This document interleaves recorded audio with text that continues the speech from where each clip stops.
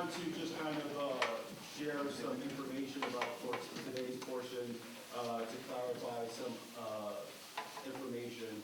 So I know many have reached out and there's questions being asked about what the moratorium could be. And so basically what this moratorium, if passed today, we're essentially starting the stage. And so it's not saying that anything's banned or anything will be banned or not banned. We're literally setting the stage for a public hearing for to do a thorough review and analysis of everything that could be affected or not affected and the impacts to our community.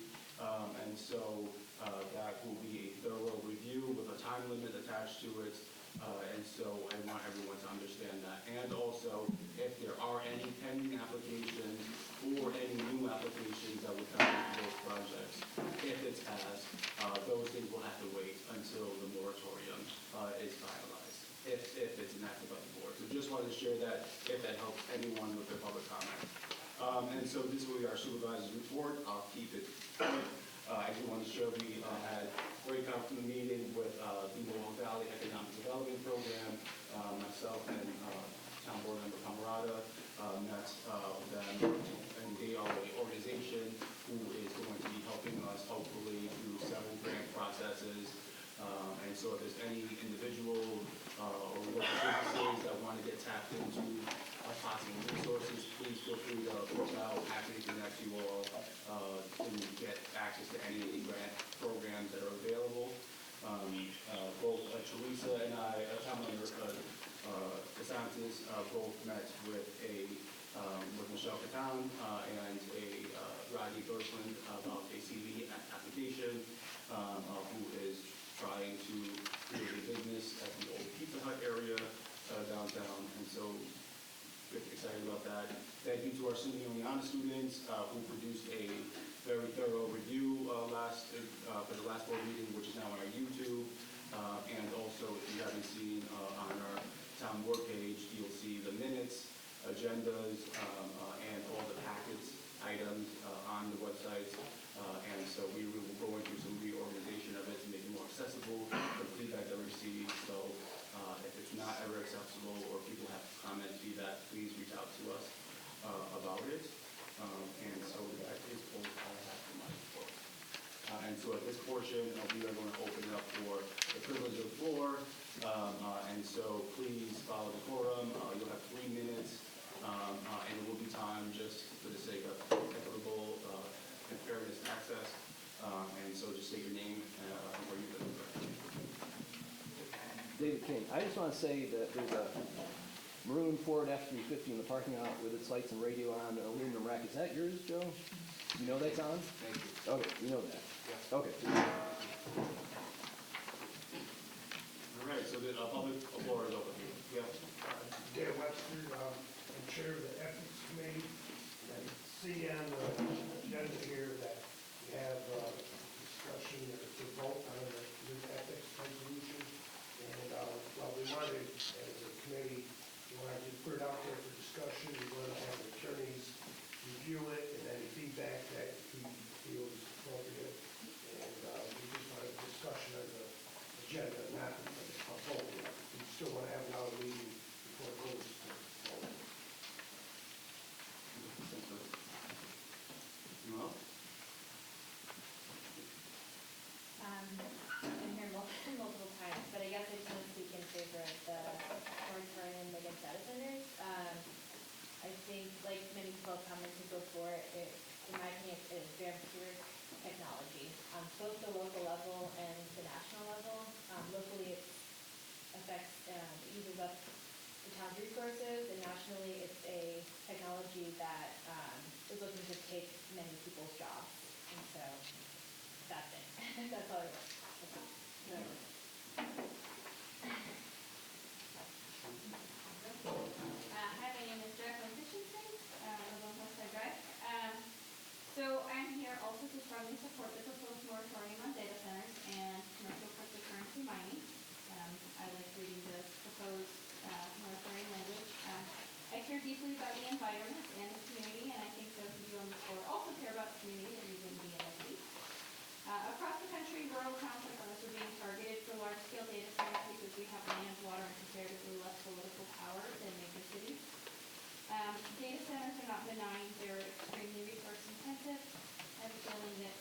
technologies have heard all of these things before. But it is a demand on electricity. Data centers already account for about 4% of total national use and is projected to rise sharply in the coming years, largely driven by AI workloads. Construction jobs may be substantial. Long-term employment is relatively small compared to the scale of land, energy, and water consumed, leaving communities with permanent infrastructure impacts but limited lasting economic benefit. Rural communities across the country are usually divided after data centers arrive, with some seeing short-term gains, others facing water stress, higher energy costs, and irreversible changes to community character, which I know is an important part of the comp plan. Your community character. So a moratorium on anti-technology is pro-democracy. It gives us the time to study impacts, set clear rules, and decide together what kind of future we want. Oneonta is not an empty dot on a map or an easy target. It is a vibrant and loving community. So this one should be easy for all of you to be on the same side of the table. I urge you to support this moratorium so decisions are made deliberately, transparently, and in the long-term public interest. I also support investigating the rising costs by NYSEG. Similar to the data center issue, billionaires and large corporations lining their pockets at our expense is not cool, and we should push back. So.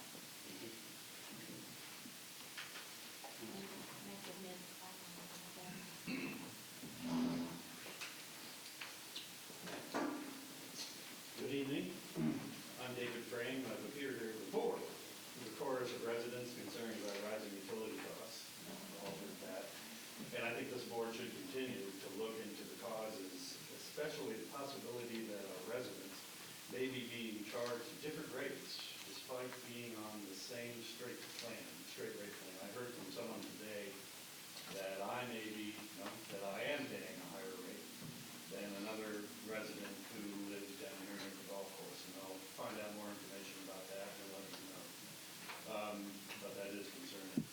The Oneonta data center application process was of a great deal of interest to me, in part because of the impact on utility costs that these projects have had across the nation. And that process also offered me a good look at our town's governance. And having served on a few boards myself, I empathize with the challenges you face.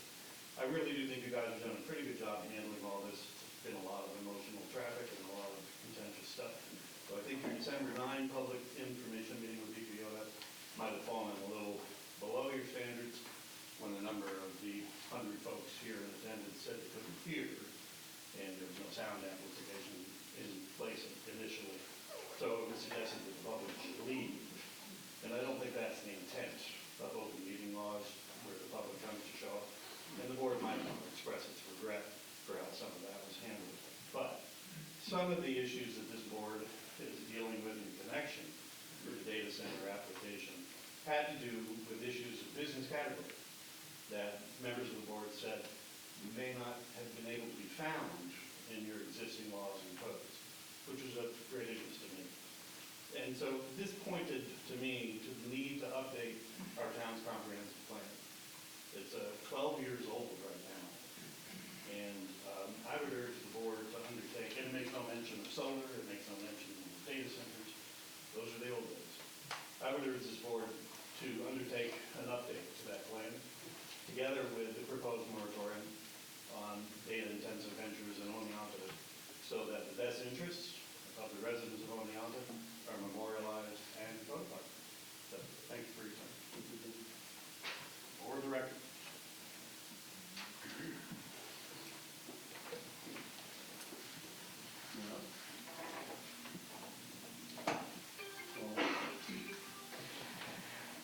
Well, I've heard a lot of people talk about water use and the big water use. I support the moratorium on data centers because last year we did have a severe drought.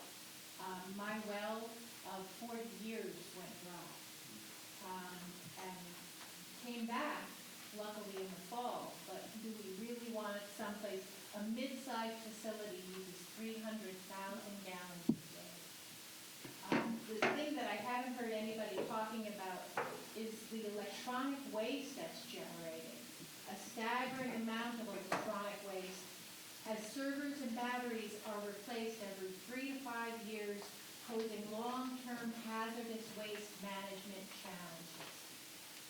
We already have hazardous waste challenges in this area, so do we really want more?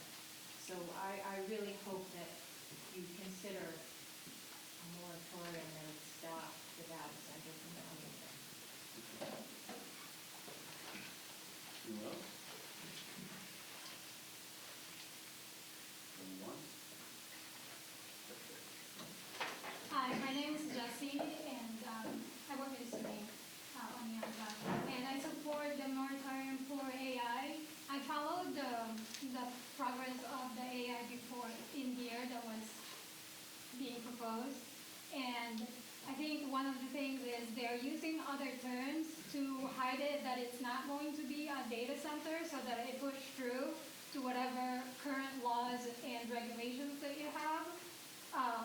And it's not very transparent for that.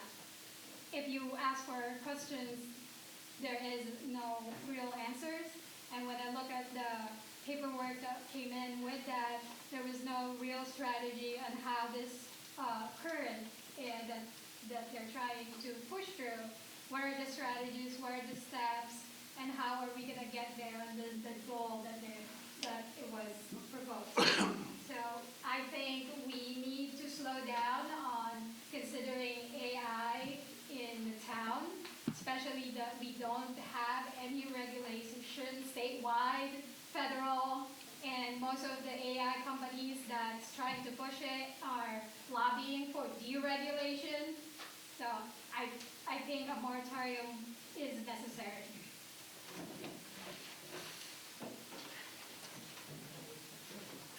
I think everybody knows that. I appreciate it. So I'm happy that the board is taking the steps of looking at moratorium. I think it's really important to take that time to really make the laws and make the rules to support this community and this environment. And I think the majority of our residents are very much against the data center and cryptocurrency, which I was happy to see on there as well. So I encourage everybody to please vote for the moratorium. My name is Ray Charles. I know that this outfit was before the town board on any number of occasions asking for a planned development district for the former Lucy's property. I thought it was rather revealing when they were asked about their project, and they mentioned the very first project was going to be an agricultural related project. But in a subsequent statement in response to a question that was posed, they were asked that once that project was concluded, whether they were going to shut down the data center. And I think they were trying to bootstrap the idea that it's a RA zone and that agricultural applications are permissible in that zone. And of course, they said they weren't going to shut it down, but they also never talked about what projects 2, 3, 4, and 5 might look like. I'm sure that they weren't going to be ag-related. That's not the right place for a data center. I would encourage the board to nix that, and then if it wants to proceed with a moratorium, so be it. But at least let's finish that business and just shut that down now.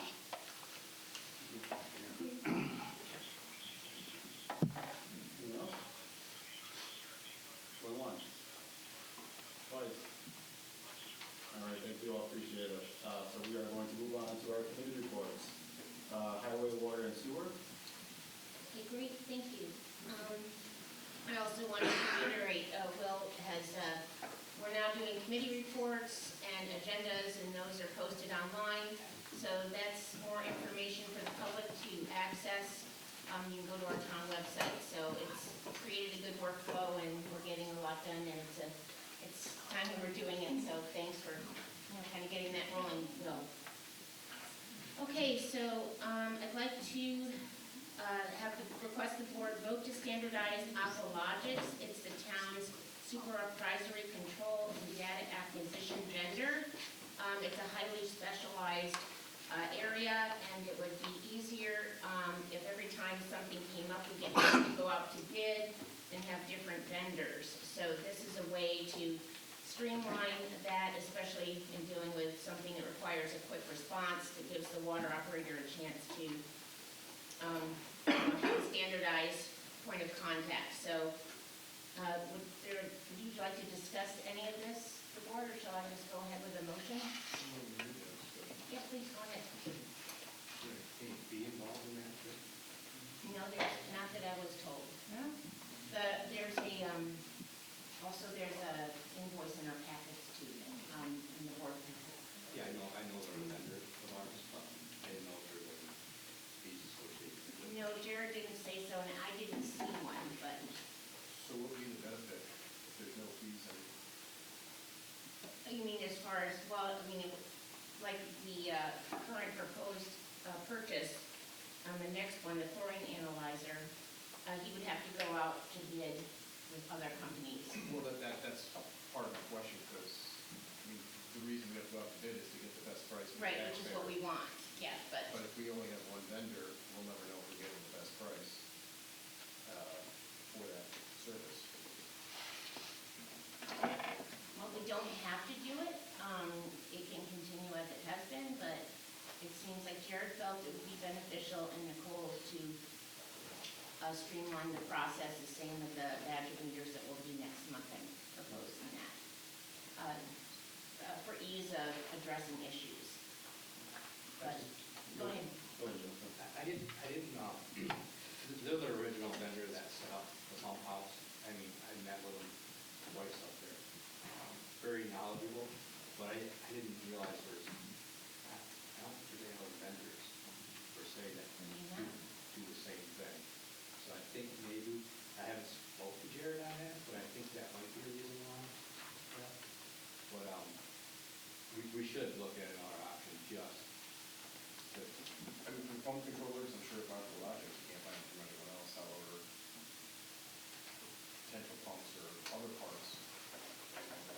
There's a water treatment plant in every city of the United States, I know. so there's gotta be more than one. So if we were to vote on that and the board had an amendment basically saying that, we have the option to look at other resources.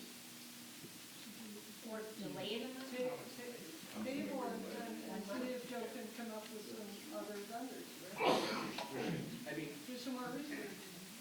that pump house is a Cadillac. I mean, it's got so many, you go in there, it's like a control center. And I understand where Jared's coming from. It's like $10,000 for that pump. 11. Yeah, so I think you really should. Sure. I mean, You want to go ahead and check it? That'd be great. Let's Let's table table it the, for next week. that's fine with me. I don't think Cadillac's always the answer to, it overcomplicates it, no different than our highway garage. The system's so complicated that it constantly needs repair, and it's costly every single time. We just weren't simple with that from the get-go. I don't think we'd be in the situation we are, $30,000 just to have this list designed. We'll table it for March. The next, I ordered this on the agenda second for the Aqualogics chlorine analyzer for Southside Local Water District Well Control Building. So that chlorine analyzer, you saw that in your packets too. And that did not go out for multiple bids. Yeah, we should have more discussion, see if we got a vendor. We'll talk to Jared. Is that covered by the SRBC money or not? I don't know if it's covered by the SRBC. I think we have to pay, but I'm not sure.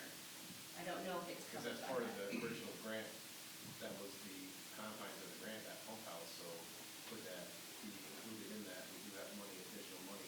We could try. That would be a Joey question. Yeah. Go back to Joey. I would ask Jody about it. Find out. So I do not know the time-sensitive nature of this or not, this chlorine analyzer. Did you get a sense, Cody? I didn't get a sense of if it's a time-sensitive. Yeah, it's not. He just, it's safe to be doing it manually. Or we think it's really low. Send it or, Yeah. we should get into it. Okay, so we'll table the two. And I'll find out if money would cover that, or is this out of our own coffers? Let's see, the next one on the agenda, approve items to be surplus. So Cody gave me a list, 2001 Freightliner, 10-wheel dump, no plow and no wing, Pelican sweeper, and 2 stainless salters. So Cody, did you want to say anything about the items before we approve their surplus? I think they serve their purpose. We're not currently using them, and sitting around, and we get rid of them. Are they no reserve? And I would have to advise that, get what we can out of them. Who do we go through? My auctions international, we have an account set up through them. Is that what we do? Yeah. I mean, if we wanted to do a reserve on the dump truck, we could. But the other items, I don't think, benefit from that. Yeah, Cody's talked to the attorneys too, so you have an idea, you've got the process down. And also, once he gets the amounts, he'll bring that back to the board for board approval. So we'll hear those amounts, and we'll authorize that once you receive your bids. Any other discussion before we? I make a motion that we approve the items to be surplus, the 2001 Freightliner, 10-wheel dump, no plow, no wing, Pelican sweeper, and 2 stainless salters. I'll second. Discussion? Any reason? Roll call? Bill Kennis. Yes. DeSantis. Yep. Emerald. Yes. Oliver. Yes. Yes. Great. Next item, Cody will start pothole patching once the weather permits. Cody also discussed the WQIP grant for East Street Culvert. It is a priority need, and we're looking at possibly doing that project ourselves in-house, which could be a great savings, but we do need to have an engineer in place on retainer. Cody, do you want to say anything about that? I just think we need to get the ball rolling on that. I talked to Caroline through the DEC, she's been very responsive. Everything is kind of contingent on designing this thing now, and we can't order materials or know what we're doing until it's in design. So we need to get going on that, because there's lead time on anything we need for that project. So I think it needs to get done this year, and we're pushing it to get it done this year. What's your action steps to make that happen? Well, first we need to have the engineer for design, so I know that Joe's going to reach out for someone on retainer. Yeah. Want to do that now, Joe? Well, we got a proposal, right, well, but he pulled it back because he wanted his attorney to look at it, to make sure the language is okay for his attorney to protect himself too. So I would hope within the next week, he's trying to get it done prior to, but obviously, we should have it this next week. As soon as Will gets it, sure, forward from it. Is this something you might want to have a special meeting to approve, or wait and do it at the Why April? don't we wait and see? Yeah, we'll wait Wait and to see. because, who knows if we have to go back and forth on it. Or maybe, yeah, we'll wait. But it definitely is a priority, so, between Joe and I, we have both been on top of them to, get this going. Thanks for moving it forward. And as Cody said, we need to make that East Street Culvert top of the list for, to take care of it this year. Okay, Cody, also, would you mind a new plow truck update? Could you give us a update on that? Should be coming in June, still on schedule for that. And then you guys hear we need another plow truck and need replacement. I think we just need to keep in mind the rising cost of everything. Speaking with the manufacturer that's outfitting our truck right now, there's a 16-month lead time if we were to put one on the floor today. And, potentially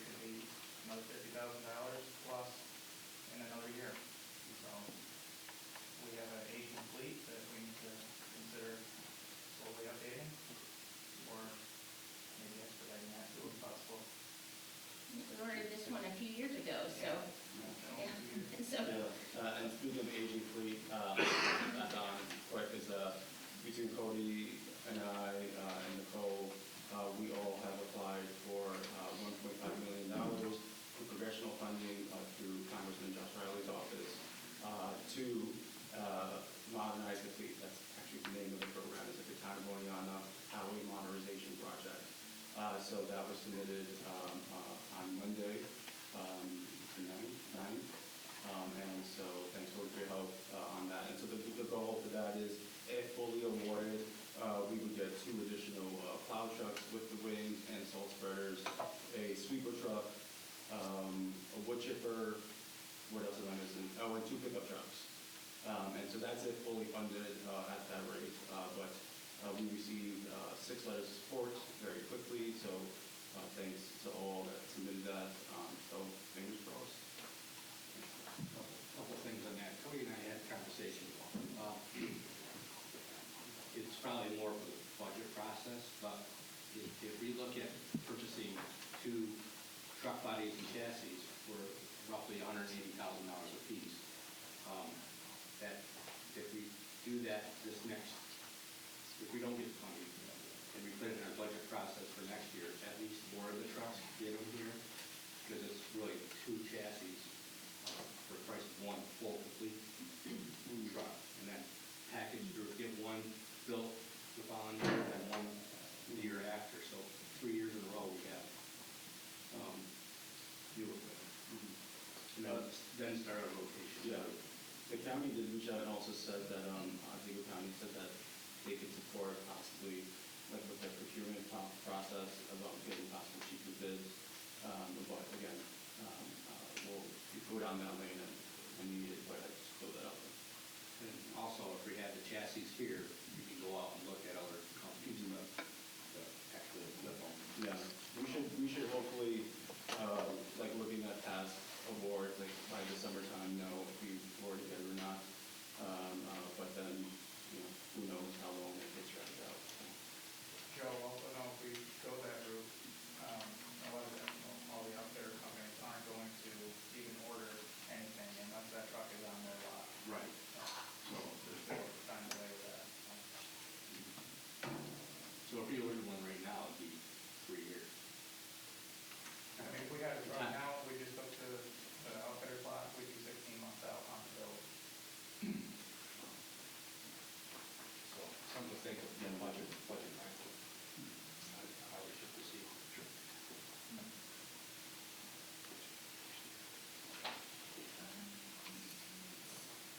approve the 2026 sewer rates for West End Sewer, West Street Sewer, and Southside Sewer Districts. Nicole worked hard on those, running the numbers for the different businesses too, to see how it came out. And I make a motion that we approve the Town of Oneonta 2026 sewer rates for those 3 districts. You want to lift them up? Sure, I would like to list them again. West End Sewer, West Street Sewer, and Southside Sewer Districts, 3 districts. I need a motion. Second? Is there any discussion on this? Well, not second. Oh, I thought, I'm sorry. Right for a second. Oh, I mean, no, I didn't second it. Got it, you're asking for a second. Second. Okay. Discussion?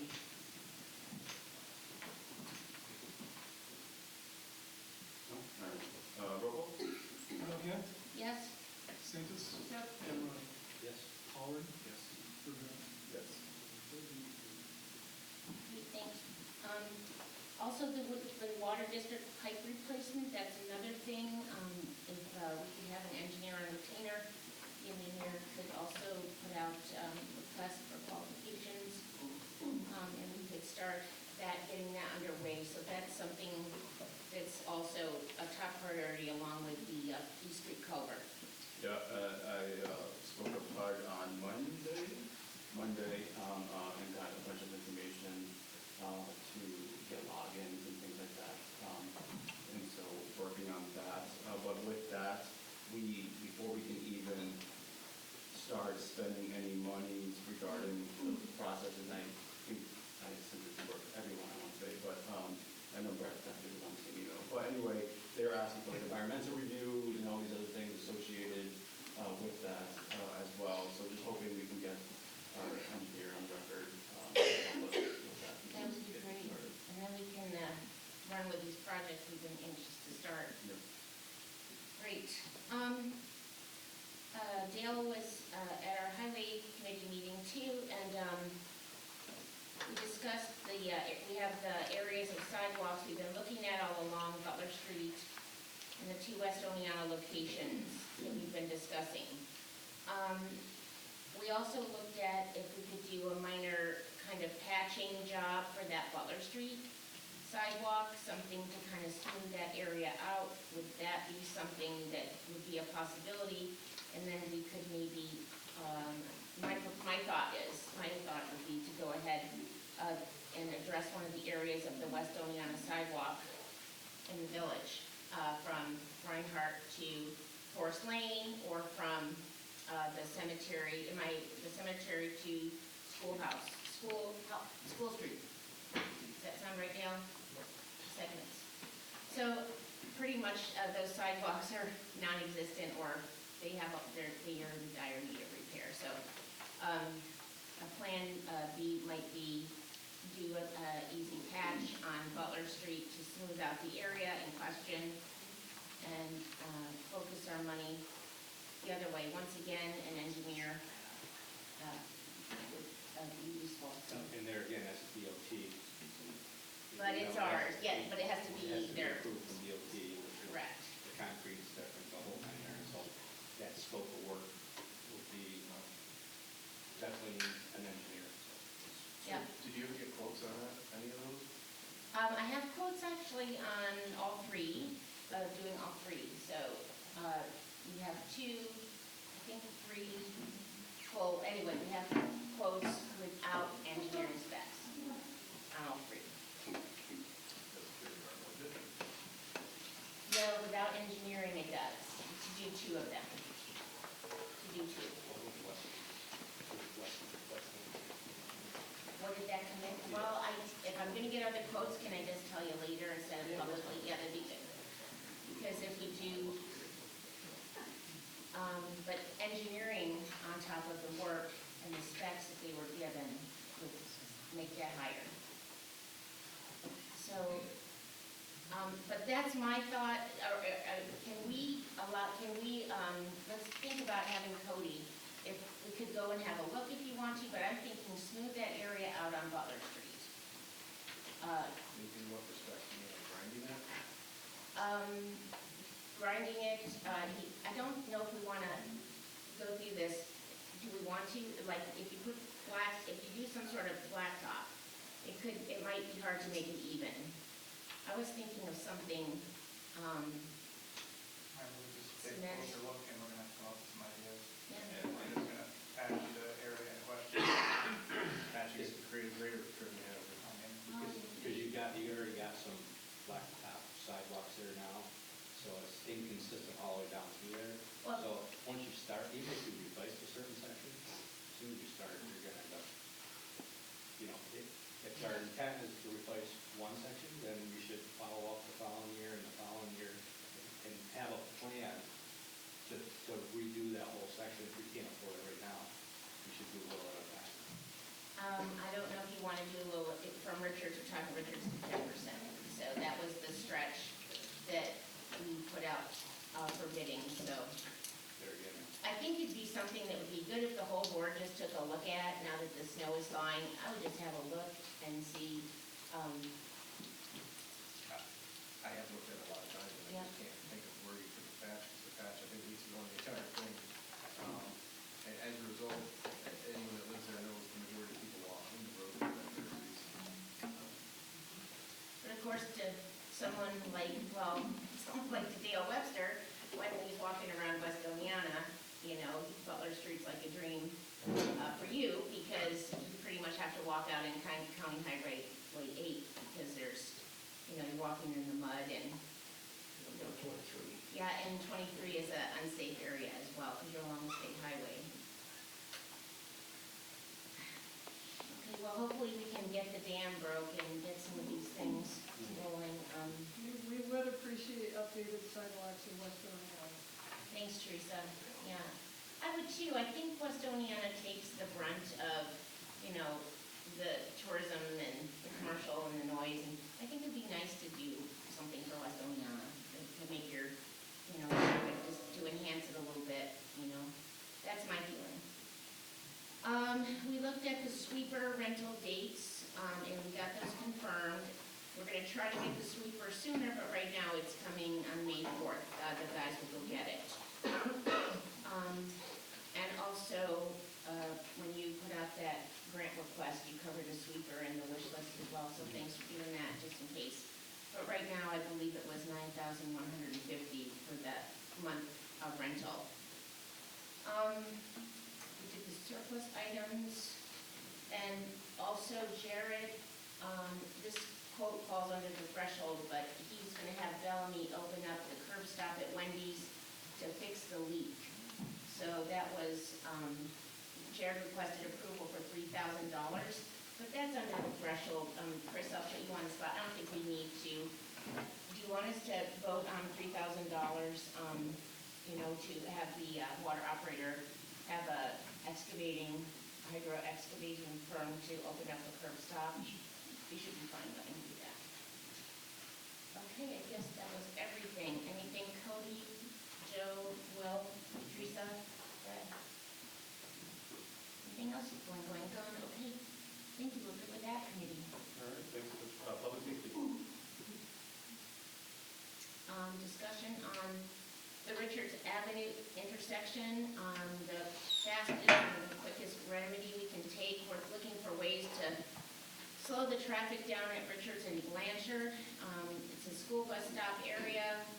We had one of our colleagues was hit by a car there. It's time that we get traffic slowed down from Richards Avenue coming from Chestnut Street. So a speed monitoring sign, Cody's gonna place one on Richards Avenue. Also, we can look into other ways, maybe calming speed bumps, something like that. There's a school bus stop, as I said. It's just, we want to make sure we can kind of make traffic slow down in this neighborhood-sensitive area. Just to keep in mind, so those who may have not read the minutes, and you know this, is that I was hit by a truck right in front of my house because he was speeding through the neighborhood and turned on the corner and going like at least 40 miles per hour, went flying. My wife had to see it, my daughter. Thankful to all the fire department, EMS, state police, who got there honestly felt so fast. But this has been something that I have shared with many board members, and many of my neighbors have shared for decades about that area where we live. One is too many. That could be my daughter, that could be anyone's kid, family member, just with any of our neighbors. And obviously I have to be one that got hit, and as the example, but I'm glad to be here and just with some, nothing, debilitating. And so I do want to ask the board is that as a board, while I'm here under this administration, is that we commit to safe streets and sidewalks and do whatever we can to ensure that our high-density neighborhoods have safe access to bike lanes or, striped roads, whatever that can happen, so that individuals can, utilize the neighborhood they love and live in for a reason safely, and people shouldn't worry about getting hit by a car or any vehicle. And so I do ask that, and we shared about some other ideas, so I appreciate everyone's input, but I do ask that we commit as a board, and elected officials, all of our, number one issue as an elected official is public safety. And, that's what we're here for. And I just ask that we really put forth that effort as an administration. Absolutely. And I had a dad come up to me there as well about the school bus stop. He said cars are going way too fast for the school bus stop, and some are going through the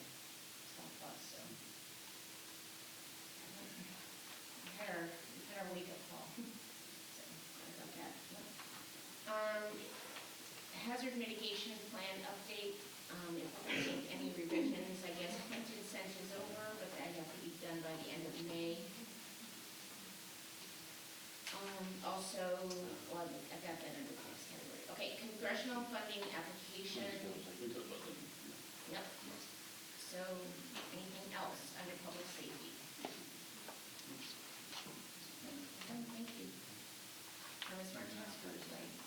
Pat Jacob, Smart Task Force. Thank you, Pat. So we had a meeting a week or so ago, and we're just keeping track. Our bronze certification is valid until 2029.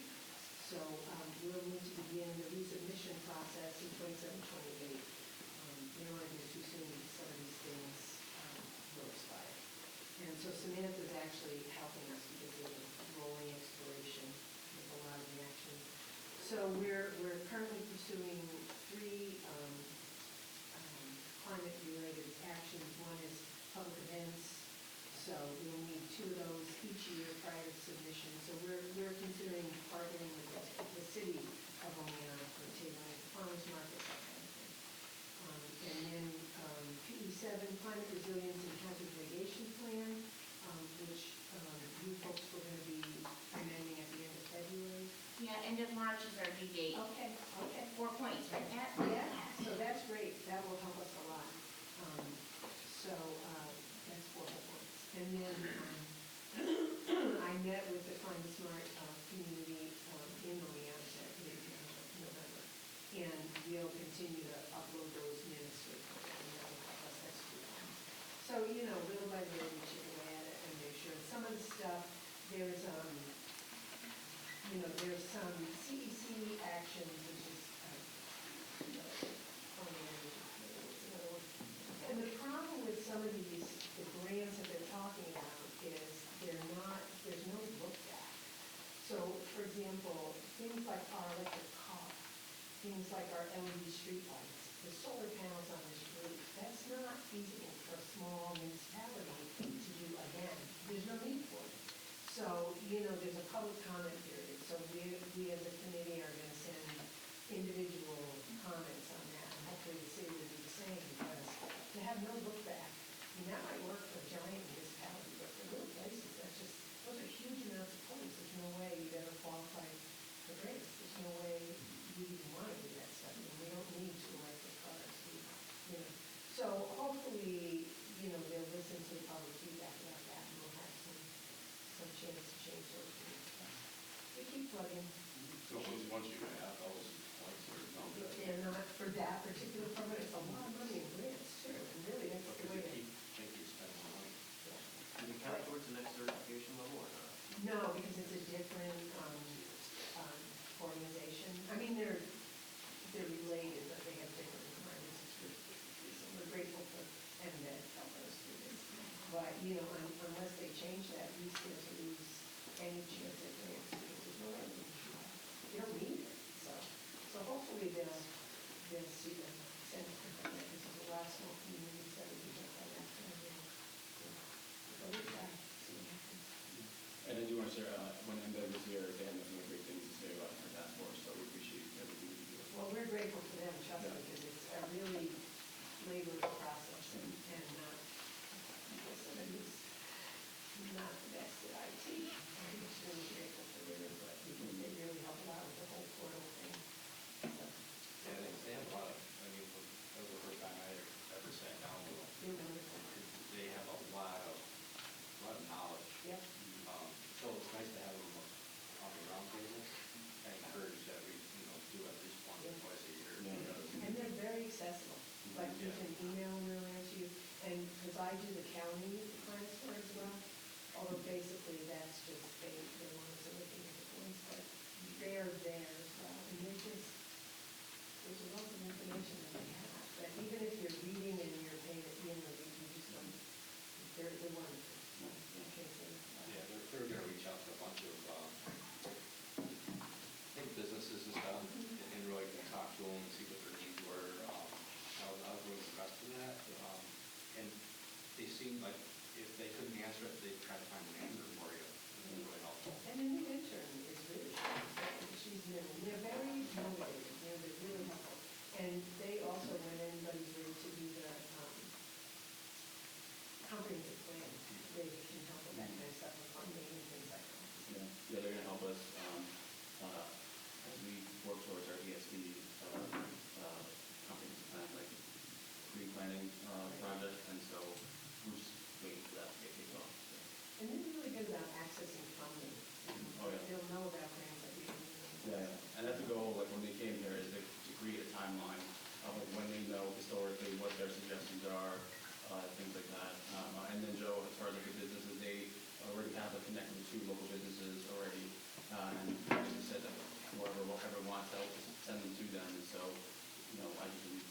said, yeah, I'm interested in making a connection for them. So, I'll just put out a pitch.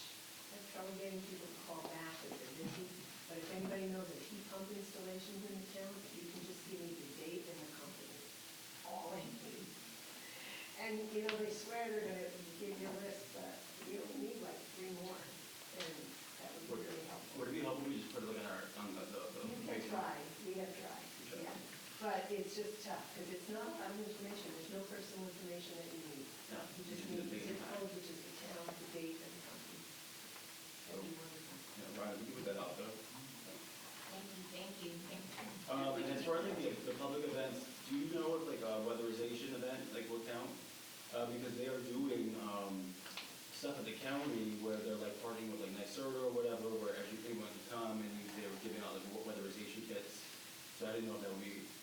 We can try, I don't know if it has to be in this, is it in the county, elsewhere? Yeah, like they're doing it somewhere else in the county, I think at the Meadows, but I didn't know if like we could then do something like bring them here, or if we're sending our people there, you know what I mean? And just, Right, because anything that has to do with energy savings is really Yeah. involved in that. We did that downtown a number of times, and a bunch of times. okay, yeah, so they're doing that, yeah, they're doing that, so, yeah, you might want to ask them. I want to say this endeavor has done well for the town. We have the electric vehicle, we have installation done in town hall, and we also did the solar for the rooftop. Yeah, and with the So- price of electricity, so it'd be nice to be able to keep getting grants. We're gonna keep Yeah. And Yeah. lighting, I think, too, right? Yes, Yeah, the LED lighting. Yeah. so it's paid off to get this funding, so thanks for your work, Pat, with the committee, and Andrea helps us. We've done more things. Yeah. Anyone else for the finance part or public safety? Legislative, Teresa? Everybody, I left about 35 copies down in the audience, so if anybody wants to read through it. We're still trying to work on coordinating our agendas with the items. I've been working on updating local laws on the website, the E-code part of the website. There's a link from the browser. It describes how to get there. It's on the center page. And I've got all the local laws from 1998 to 2025 available online now. And then in the next month, we're going to be with Brian's assistant. He's the records management officer for the town. We're going to try to start scanning some of the local laws, and I'll be OCR, optical character recognition, so they will be able to end up being ADA compliant. That's the goal. I'm also working with county planning and getting our zoning map updated. Right now, county planning has all the information they need to do that, but and I'm not sure where it is on their agenda, but I also can do mapping and shape files, so I've been communicating with Levi Anderson up there, their GIS coordinator, and hopefully we'll have something within the next month. And we're also, with Nicole's help, working on updating town policies and procedures. This month, we're looking at the ethics code, and then we're probably going to start looking at cell phone policies. And then I'm just going to, if we want, we can, because a lot of it, you know, we review these local laws and propose, and a lot of last month was asking to review that we were very receptive to the encouraged to get input. We were awaiting input. And now here are we at the meeting. I think let's get back to the agenda. It says update on short-term rental advisory task force, and that was Trish. Sure, yep. So we did send a press release out to the Daily Star and Alice here, and thank you for that.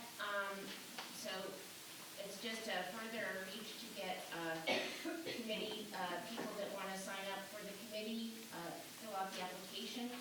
Also, also, we worked on a short-term rental survey that will be posted on the town website. And Ryan, you did a great job on the application questions. Do you think you could do that for us? Thank you so much.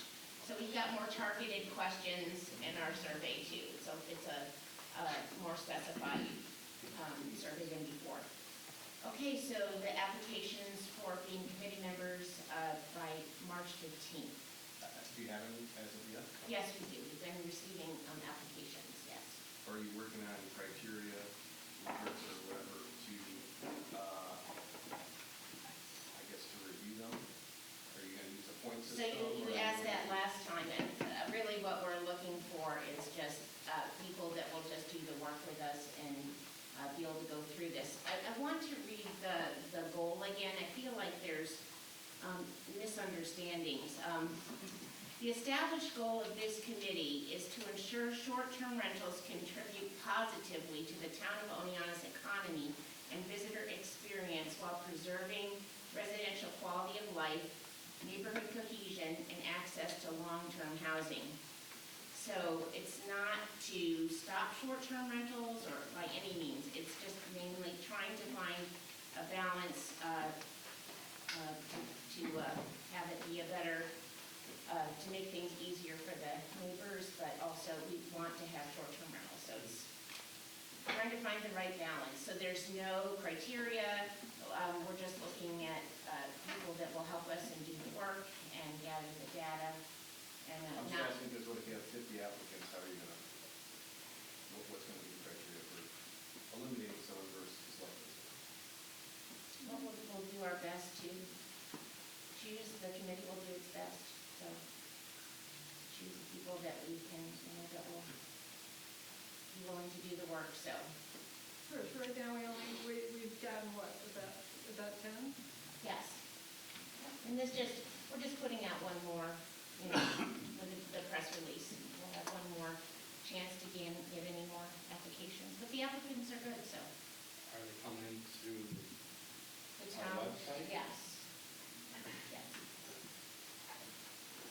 I think the form, right, the form. The application form is. Did a great job on the website too, on the application form.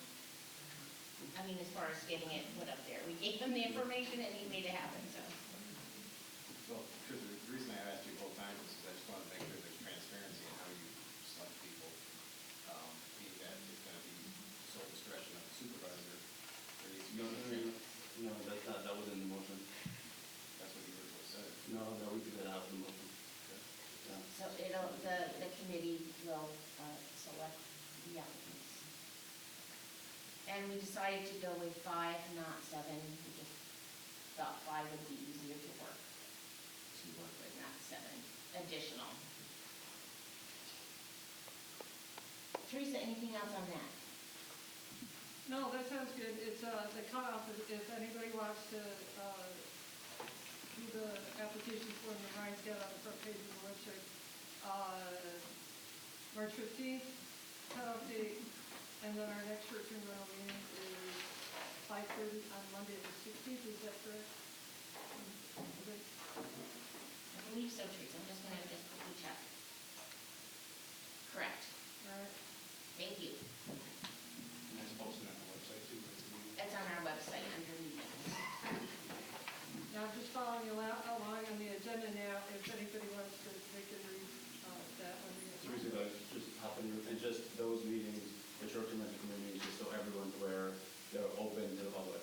Anyone can come, anyone can write feedback, minutes will be taken, and so, going to be conversations done publicly and openly.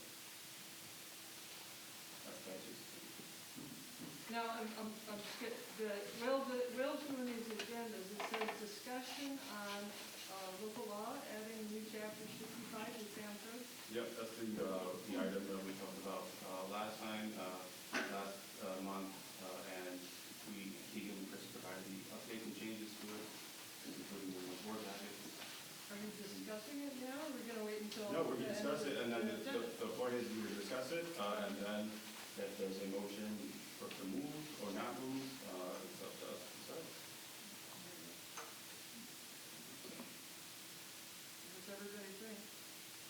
Doesn't know, there again, I sent an email to everybody. Doesn't know local law. We have to have a public hearing. We have to set a public hearing first. Yes, we would introduce, this is introduced. Okay. So, yep. Because I didn't get a response back from anybody, so I just want to make sure that it's clear. This would just be introducing it to schedule a public hearing in the future. And I mean, this one isn't, but along with that, any law dealing with land use, the county's requested we refer to them for GML 239.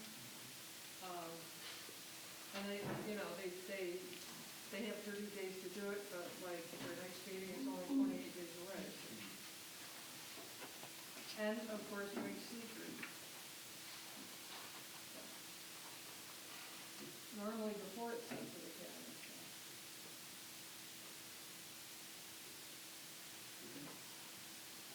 Any further discussion on that?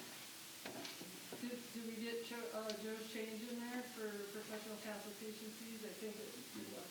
Yes, I'll let you do it. So it's revised to say the town board.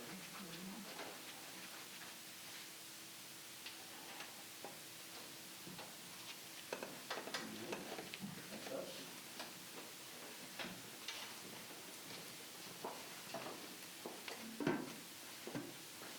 We either have to make a motion or not, or need a motion to move forward, or to not deny. I'll make a motion that we move forward.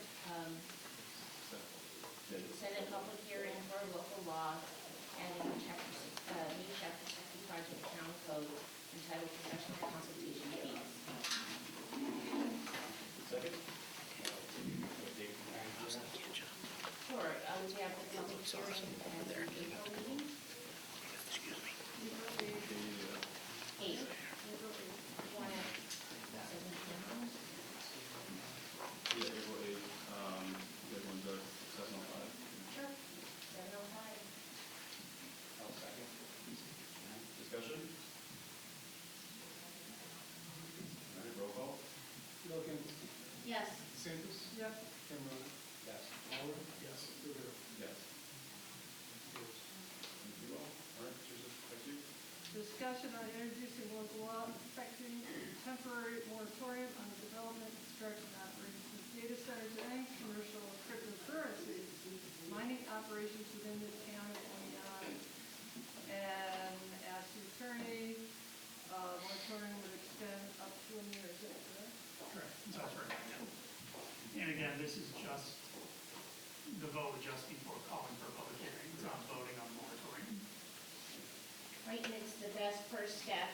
It's to protect the town. It's the next step to protect the I town. hope everyone saw the advice from the Yes, I was just really repeating it for the people that attended. And just to clarify, is it introduction, set a public hearing, and go through the rest of the processes as we set up local shared, and, go through a thorough review and look at all issues, come up with this as we develop it, and any current pending or new applications for any said usage of these facilities would not be moving forward. So since I've asked for this since last July, I would like to make a motion that we, well, you want to discuss after we second it, or do you want to discuss now? Discuss now. Yeah, I have some discussion. I put some email previously. I'm not sure why we're wasting time with the moratorium, and we just don't move to a local law banning the construction operation of data centers. I don't think there's a person on this board, and I can speak for everyone without actually even asking you, based on the conversations we had, that we're not for it. So what are we investigating in a moratorium? I mean, it's supposed to be a waiting period. Why don't we just move right to the law and ban them? I mean, it's going to take the same time to make a moratorium as it is a law. We have to have a public hearing. The law could have the same language as the moratorium. Town of Oneonta. I mean, I think everyone knows my opinion since day one that this was introduced here to this board. So it's very refreshing to hear that coming from previous members of the previous administration, so thank you. And so want to share is that, as my opinion is that as a town who is overseeing all issues regarding potential lawsuits and any other issues, is that we should follow the advice of our council. I am one vote out of 5, and so it's up to you to decide, but that would be my opinion. So, Chris, is that your advice to have a moratorium instead of a law? Correct. Did you see the email we sent out? Okay, can you just, Sure. because it's for transparency purposes. so- Sure. This would provide the opportunity for the town board and the town as a whole to have a thorough review of how any data center, cryptocurrency farm, mining, AI center could affect the town in any capacity. It halts current applications, halts future applications for the duration as it's currently written is 1 year. And so it just allows the town to take a very thorough review of every consideration you could possibly think of. You have a very robust record. The town would be under obligation to enact a moratorium at that 1 year mark, but it certainly could, but it doesn't have the obligation to do so. And just for transparency's sake, the attorney for the town, they are not our attorneys, they are the town of Oneonta resident attorney. And so their number one priority is your priority, and not ours. And so I just want to emphasize that, and that is my opinion on we should follow the advice of the attorney who represents the people. I agree, and it's the best path forward to move forward is following the legal advice. It's very sound and wise to enact a moratorium to protect the town. So you're saying you don't want to enact the law now? I'm saying I'm going to follow the legal advice of the attorney on the proper steps to best protect the town is what I'm saying. So, 2 words, due diligence. But that way, that it doesn't, because if we just did a ban right now, it would mean that it could be possibly contested because as an arbitrary and capricious, because we didn't get rid of that. I'm happy to vote for the moratorium. You can take a hard look at it. So I'm going to start my motion over again. I would like to make a motion that we set a public hearing introducing a local law affecting a temporary moratorium on the development, construction, and operation of data centers and commercial cryptocurrency mining operations within the town of Oneonta for April 8th at 7:05 p.m. as well. 7:06. I feel it needs a half hour. For the first one, should be like a minute. So, You don't know who's going to show up, 7:10 who's going to p.m. speak. Will. We should do one the second half of the meeting. And however you want to do it, I think the time is fine. You're running excited of my motion here. Okay. I'm sorry, I didn't do it on purpose, I just. Okay.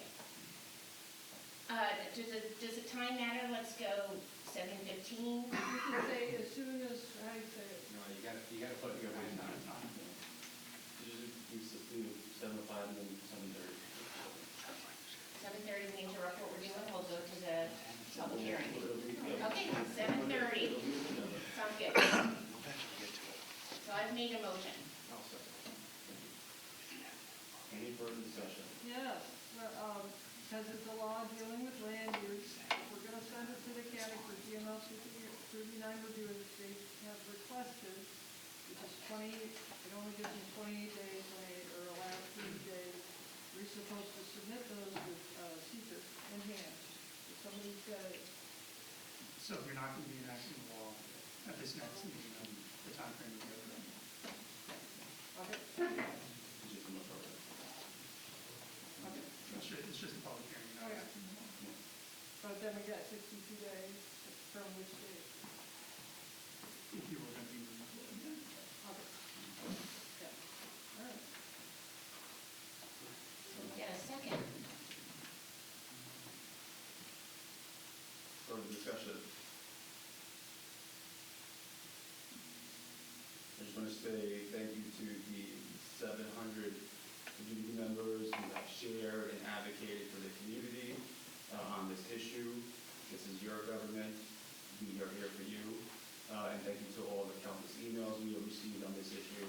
And also any individual who's in favor or not in favor of this, all are welcome here to share that conversation.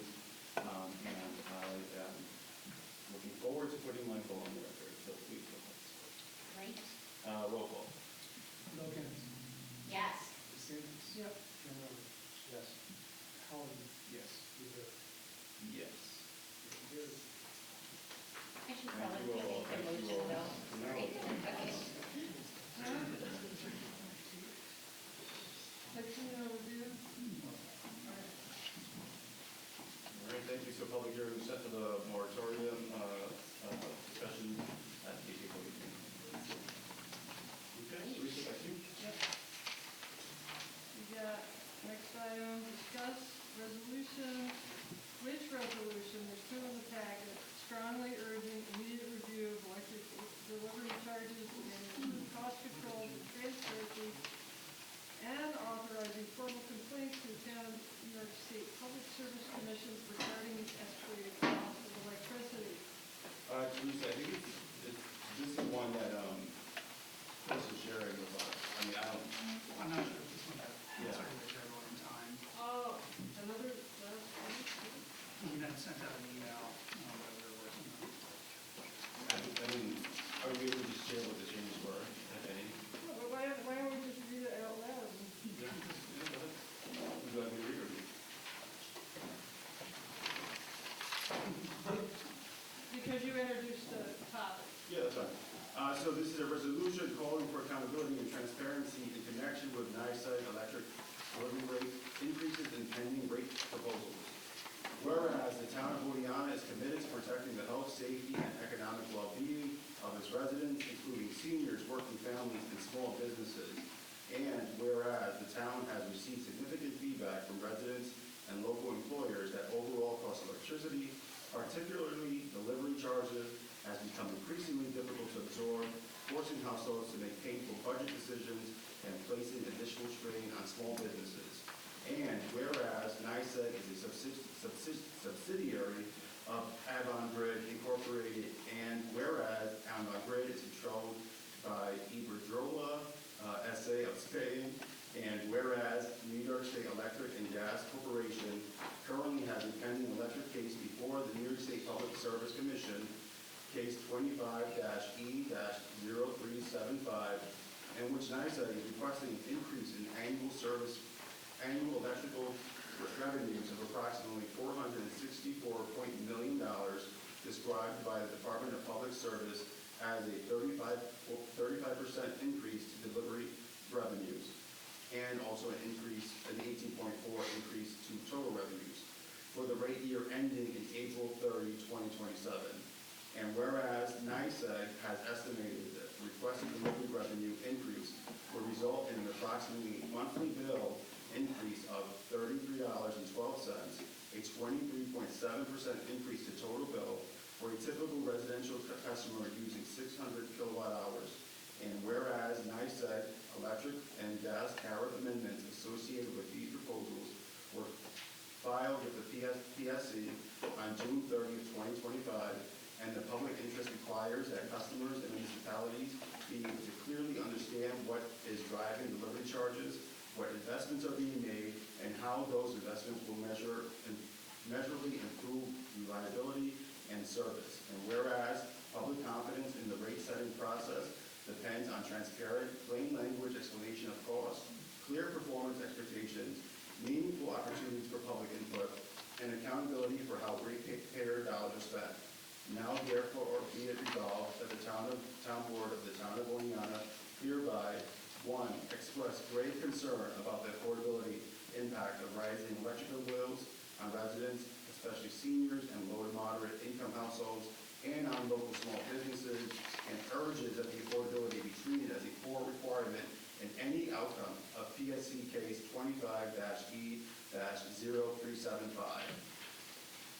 Number 2, it calls upon the PSC and NYSEG to provide enhanced transparency by issuing and maintaining online a plain language customer-facing breakdown of NYSEG electrical delivery charges, including a clear explanation of the major drivers of the required increase, of the requested increase, capital projects, operations, taxes, depreciation, storm costs, etc.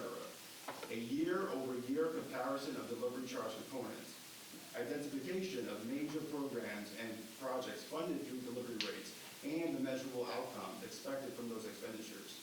3, request that the PSC require stronger accountability measures in this proceeding, including clear performance targets and public reporting tied to reliability and service quality.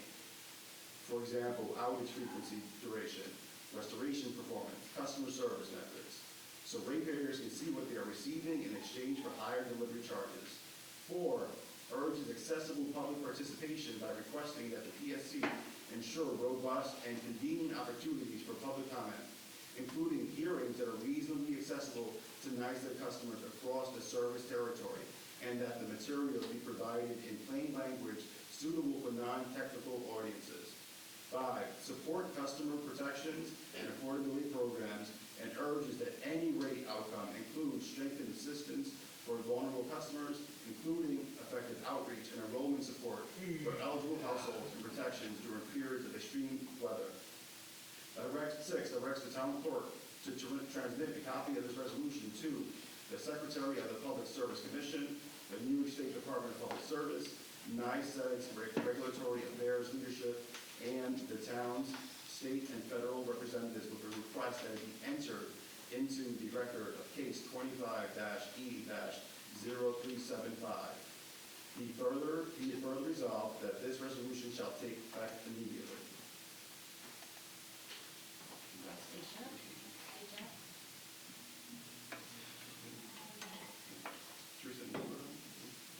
Also note, they're planning on closing our local NYSEG Customer Service Center and the Dropbox. So if anybody still uses that. Dropbox? That Dropbox, now that was, I read that was in, City of Auburn protested that bit of information was through, their resolution, but I didn't get that directly from NYSEG, so if anybody concerned, check your sources. But yeah, City of Auburn was bad because they're gonna take away the customer service center and the Dropbox.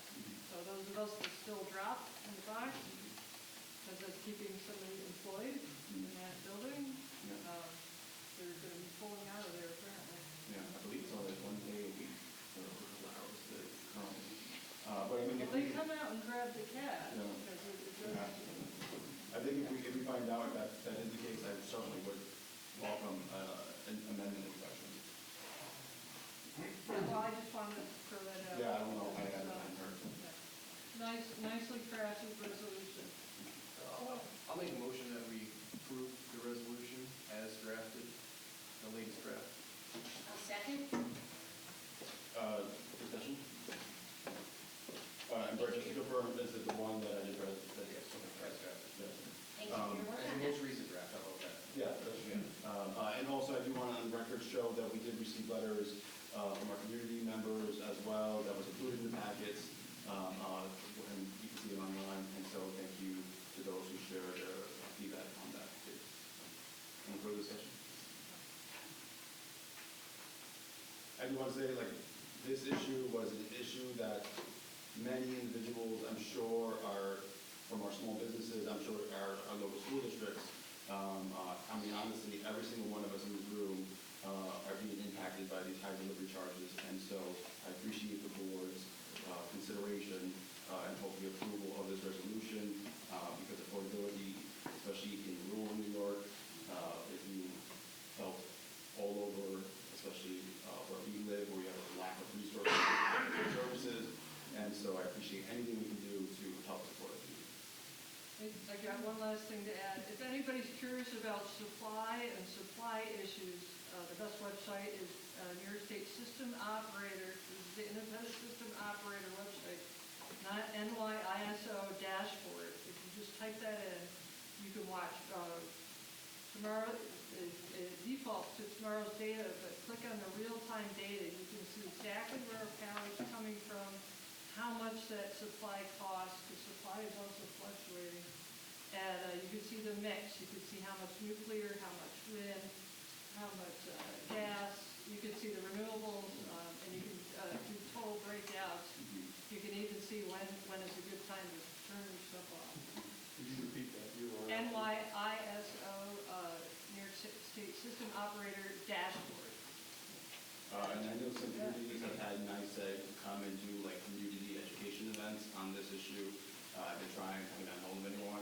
But check your weights, because people are getting, as we shared, different charges, right? So if it's versus like a standard rate all day versus on peak and off peak for your delivery charges. So what they're not sharing is that you have to call and do that piece of it. And so my hope is that we can get some education so everyone can be fully informed on it. Again, I'm not an expert in their practices, but that is just what I see when we look at everyone's bills that they bring to us. You can find that under, it says demand on your, it shouldn't say demand on any residential, but it is people, they're stuffing in with different meters. Residential should not be paying demand electric metering. Right. But there are a lot that are, and you can request that if that's the case. Because your demand metering is based on the highest usage. So where you might be paying 10 or 12 cents demand metering, you might be paying anywhere from 15 to a maximum of 25. So during that time period. Yeah, and there's also an extended energy assistance plan as well. It's called EEAP, and I can have Ryan post it in a minute and also online. But that is a new program that the state legislature has passed to provide more eligible incomes for assistance. And so, I just suggest people take advantage of that. It's a program to help you if you are eligible. So please, look into it. One last thing with the, because I got my highest bill ever last month, $475 for electric and gas. But if anybody has, with the new smart meters, there's the NICEAG website. You can see your hour-by-hour usage. It kicks in about 72 hours after. It's like a 2 to 3 day lag. But you can look and see. So I make little notes. It's like, okay, turn on the electric heat for an hour or two in the morning. And then you can see the effect. So you can adjust your usage. So I thought it was going to be $275 this month, $400. I dropped it in the box. It was only $310. Just from, being more aware and conserving. So. All right. Any further discussion on the resolution? No? All right. Roll call. Logan. Yes. DeSantis. Yep. Kendall. Yes. Howard. Yes. Yes. Thank you. You're working now. All right, she's back to you.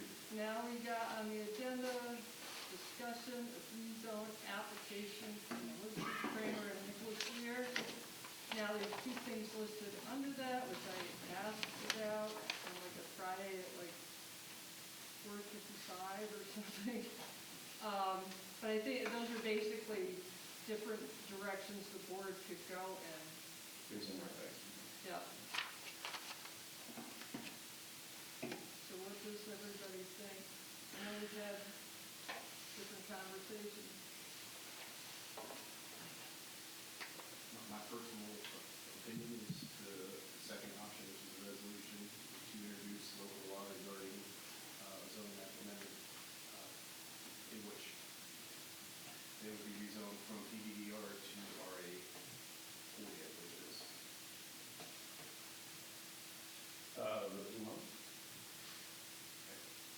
Rationale for that is it was originally an RA 40. It's a lesser zone, so they're not asking for more than what is in that. You're going backwards in a certain respect. I think the debate generally is when you're trying to go to a greater zone where more things are allowed. Falling back to its original zone, which is a more restrictive zone, residential is always more restrictive in the town. Plus, that when I got the original creation of Parish Plains Homestead, I believe it's local law 5 of 07, was for 36 acres. Millie Parish's house, farmhouse, 2 barns, and 36 acres of farmland. But the rest of it became, even though it was all approved for PDE, The rest of it got, like farmland got turned into the senior housing, and it was for senior housing and the little farmhouses. And, the farmhouse and the barns, always, they started in that use as a house and 2 barns, and they stayed in that use through that time, and they're still in that use now. So I would support going back to RA 40. I would like to also share for the record is that the planning board has already made a recommendation that this is a self-induced burden and that the local law change should not move forward. And I recommend, in my opinion, I would recommend that we move forward and would support a resolution to deny.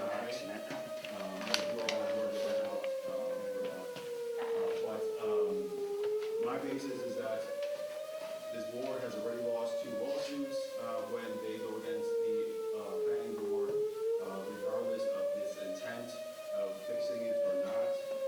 My recommendation is to follow that planning board recommendation and not face any more lawsuits at the backs of the taxpayers. And so I would support a resolution to deny their request. Their request is a law change. We are legislators. We don't have to act on a law change. We certainly have done our due diligence on looking at moving it forward and looking at it all. So I appreciate everyone's time in doing that, but that is just my opinion out of the box. On that same note, I think, and I thank Teresa for taking the time and going back to the records. I think if the planning board would have that information, they would see it like I think Teresa and I think Brett said.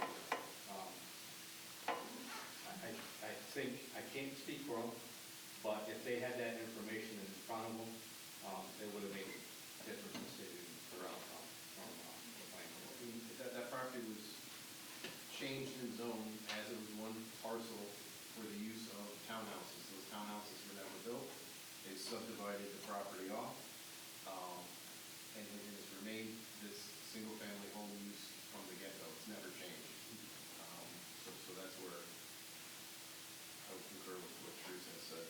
Are we a public hearing on this? I mean, I wasn't part of that process. Did they have public hearing this now, right? No. No, and I printed it verbatim, really, it was verbatim in the last legislative minutes, which are on the website, if you look back in time. But I'm not even sure that it was a full review by planning board. It was a November meeting, and it said the applicant was, it looked like it was at the end of the meeting, and it's like, the applicant's here, let's take a look at it. It wasn't like we had referred it to them to take a look at. What a deep dive as we've just discussed, that being important. So should we send you back? Really good. That would be the next logical step. If you don't think it was properly referred to them. But I'd like to make a motion that, we go ahead with the zone and then refer it. I mean, I'm okay with that. Setting a public hearing, you mean? Yeah, but then what if they come back with Zone change. Yeah, but what if we move forward and they come back with the same thing and then? We're not obligated to we're doing it as a courtesy review per se. You know, as the previous planning board chair for a very long time, that it's courtesy. We hope that we agree, but we're not always going to agree on everything. And in that time, he's got a motion, I'm going to second the motion as I speak. We can send it back to them with the additional information as presented from those. Hold on, let me make that. So the motion is for the open discussion, and set a public hearing for April 8th at 7:45.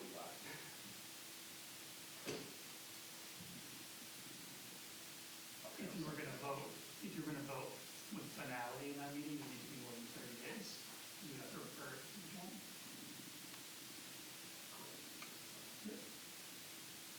Yeah, but Just to throw that out. Right. We're just going to. You're just going to vote for it. Yeah. We don't have to close it. You do not.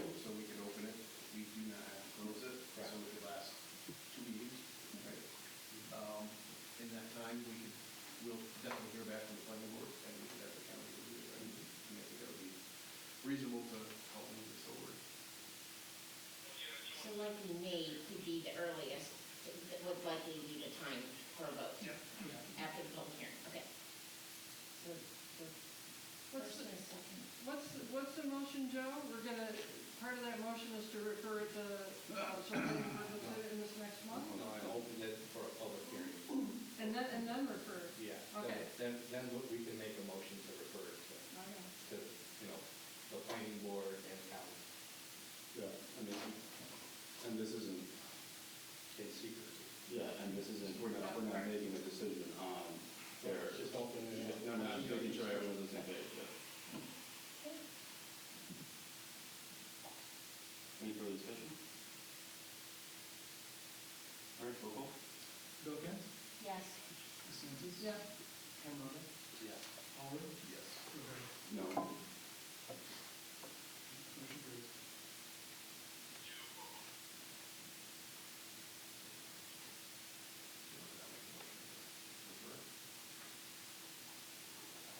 That was not the intent of the motion. We're moving for a public hearing. No, I know, but Brett was saying. No, I'm just saying, do we want to make a second motion to refer it at this point? Oh, You gotta have seeker done, oh, wait, to planning, I thought, I could do that. so we're gonna refer it right now? Like they'll look at it this month, maybe? The application's here, it's complete, right? I mean, have you seen the planning board agenda? Oh, but it could be the second meeting of the month, the second Monday, third Monday, excuse me. Because, yeah, Come off because the planning board has a busy agenda. No, I know, I'm just saying, Right, like, yeah. if we move forward, we should at least let them do it the second time. but it still would make it within the time frame. How you guys gonna? You want your motion? Do you want to make the motion? Yeah, I'm going to make a motion that we refer Nicholas and Elizabeth, well, Nicholas here and Elizabeth Kramer's application to the planning board for a second review. And so we will include the additional information from the original zoning map amendment, as well as we will refer to county for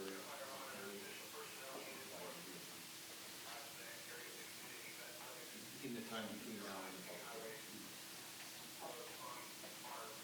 Second? Yeah. Discussion?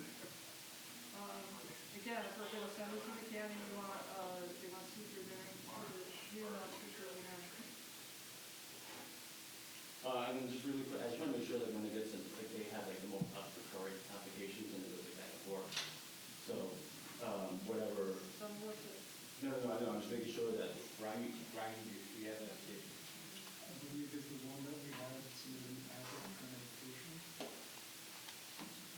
it's not my application, I'm not the one asking for the change. So it was, So I don't know if it's just the application. Yeah, he just said, Ryan, he That's fine, that's he what we show. redacted the personal data, and I no, think it's the because there was some, It's just that I never got it.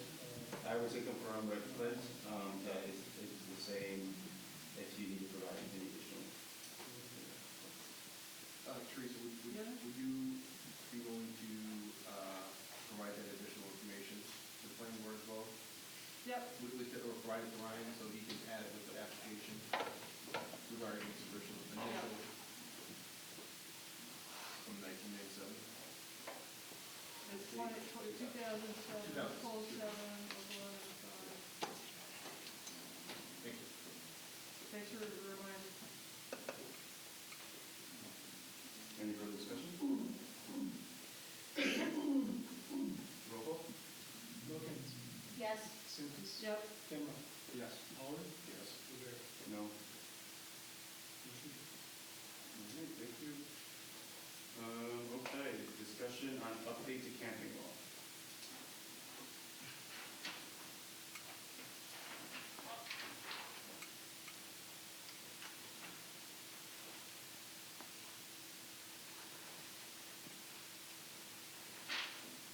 on page 3, Dave King, request for review of the town watershed overlay district law. Committee members ask that a request be made for the town's attorney to review the town's watershed overlay district with recommendations on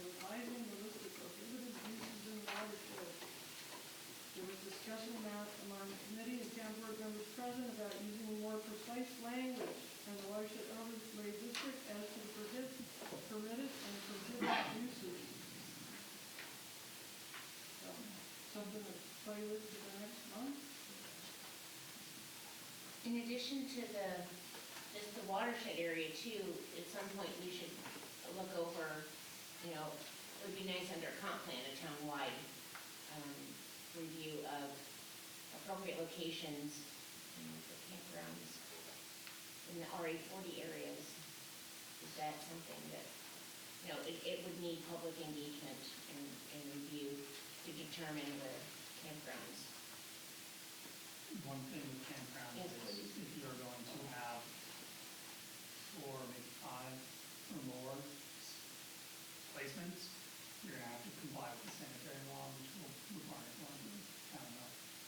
So that would be incorporated into whatever changes you need. But we could, now, incorporate what Mr. Kane has brought to our attention, correct? Start with the overlay, water overlay You district. could, I would want to take a look at it, and then it's come out of it. Yeah, we've been working through all the priorities as we, as a board, have asked to reach out. So it's definitely, again, to the 800 petitioners who signed that, and individuals who use their own money to combat that issue. We are happy that now the board, we're moving forward with addressing this hopefully. Well, this is just specifically for the watershed overlay. So I really think, Dave, Go ahead. David, if Pat, Blaisdell, if we can get a sense of people that can give us feedback, so we can help write the law, would be helpful. Because everybody's got different ideas. And Dave, We tried talking to the DEC, the legislature. Talking to the DEC and nothing. Well, That was back a while ago, when Dick Miller was there. before the watershed overlay was established, you're saying? It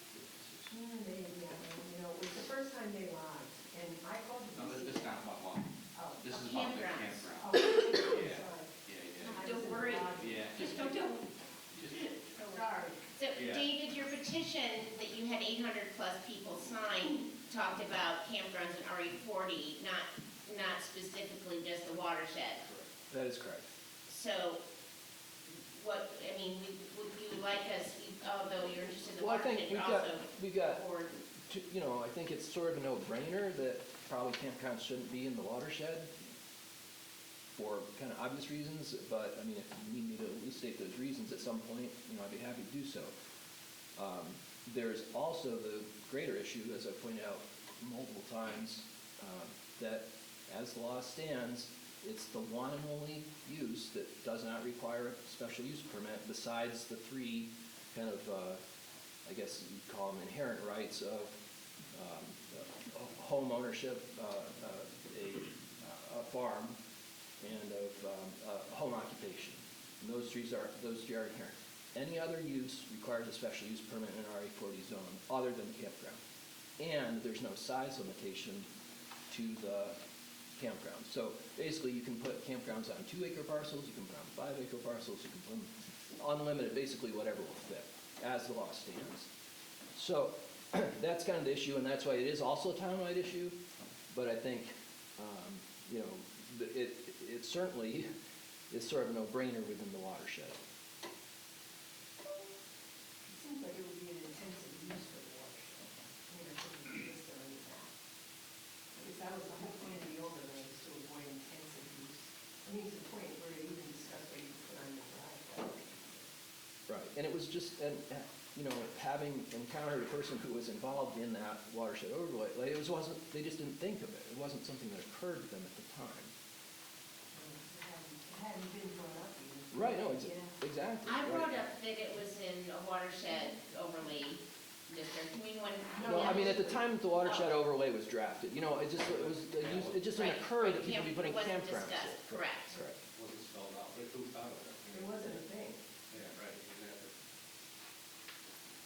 So anyway, so my point was that, it's easy to move ahead, I think, with the watershed one. It's a little harder to get a campground law drafted throughout the town that specifies maybe, acreage minimums, setback minimums, all that kind of stuff. It's a time-consuming process, potentially, it's not something you just do overnight, and which is why the petition was for a moratorium. And even people who wanted to put their own campgrounds signed the petition for the moratorium because they wanted to get the law clear and codified so that they knew what they could or couldn't do. So, anyways, I would suggest a moratorium on it, frankly. I mean, that's what the original petition was for. That's what we presented 2 years ago. No action was taken, despite, repeated requests. And I think that would be a sensible thing to do, frankly. But certainly within the watershed, I mean, that's something you can do right away. I mean, it's no difficulty there. Chris, how intensive would that be, like, to look over beyond the watershed? Look at all the acreage. Yeah. We should do one at a time. The watershed is a more fragile area. I believe we should tackle that first. So what would you think of a plan, Teresa, and then address the watershed? We should do And that then- first, because it's sort of an obvious thing to tackle. And, to do the whole town with acres and setback is gonna take some time. I think you're right there too. David's got a good point. We can amend our code for a special use permit for camping anywhere else. We actually discussed that. I think everyone was amenable to that originally, that to add that into the code for a special use permit would be required. That never really got traction, but it was a suggestion, and I think everyone was amenable to it on the board at the time. But it still has no teeth to it in the sense that there's no setbacks, there's no minimum acreages. It's still just kind of at the, I don't say whim of the planning board, but at the, discretion of the planning board as to, and people will still have a right to do it unless the planning board takes the approach that, well, maybe we don't think it should go there, which they don't seem to want to do in most situations. This has been, Chris, it's been a couple years since there's been no action, so.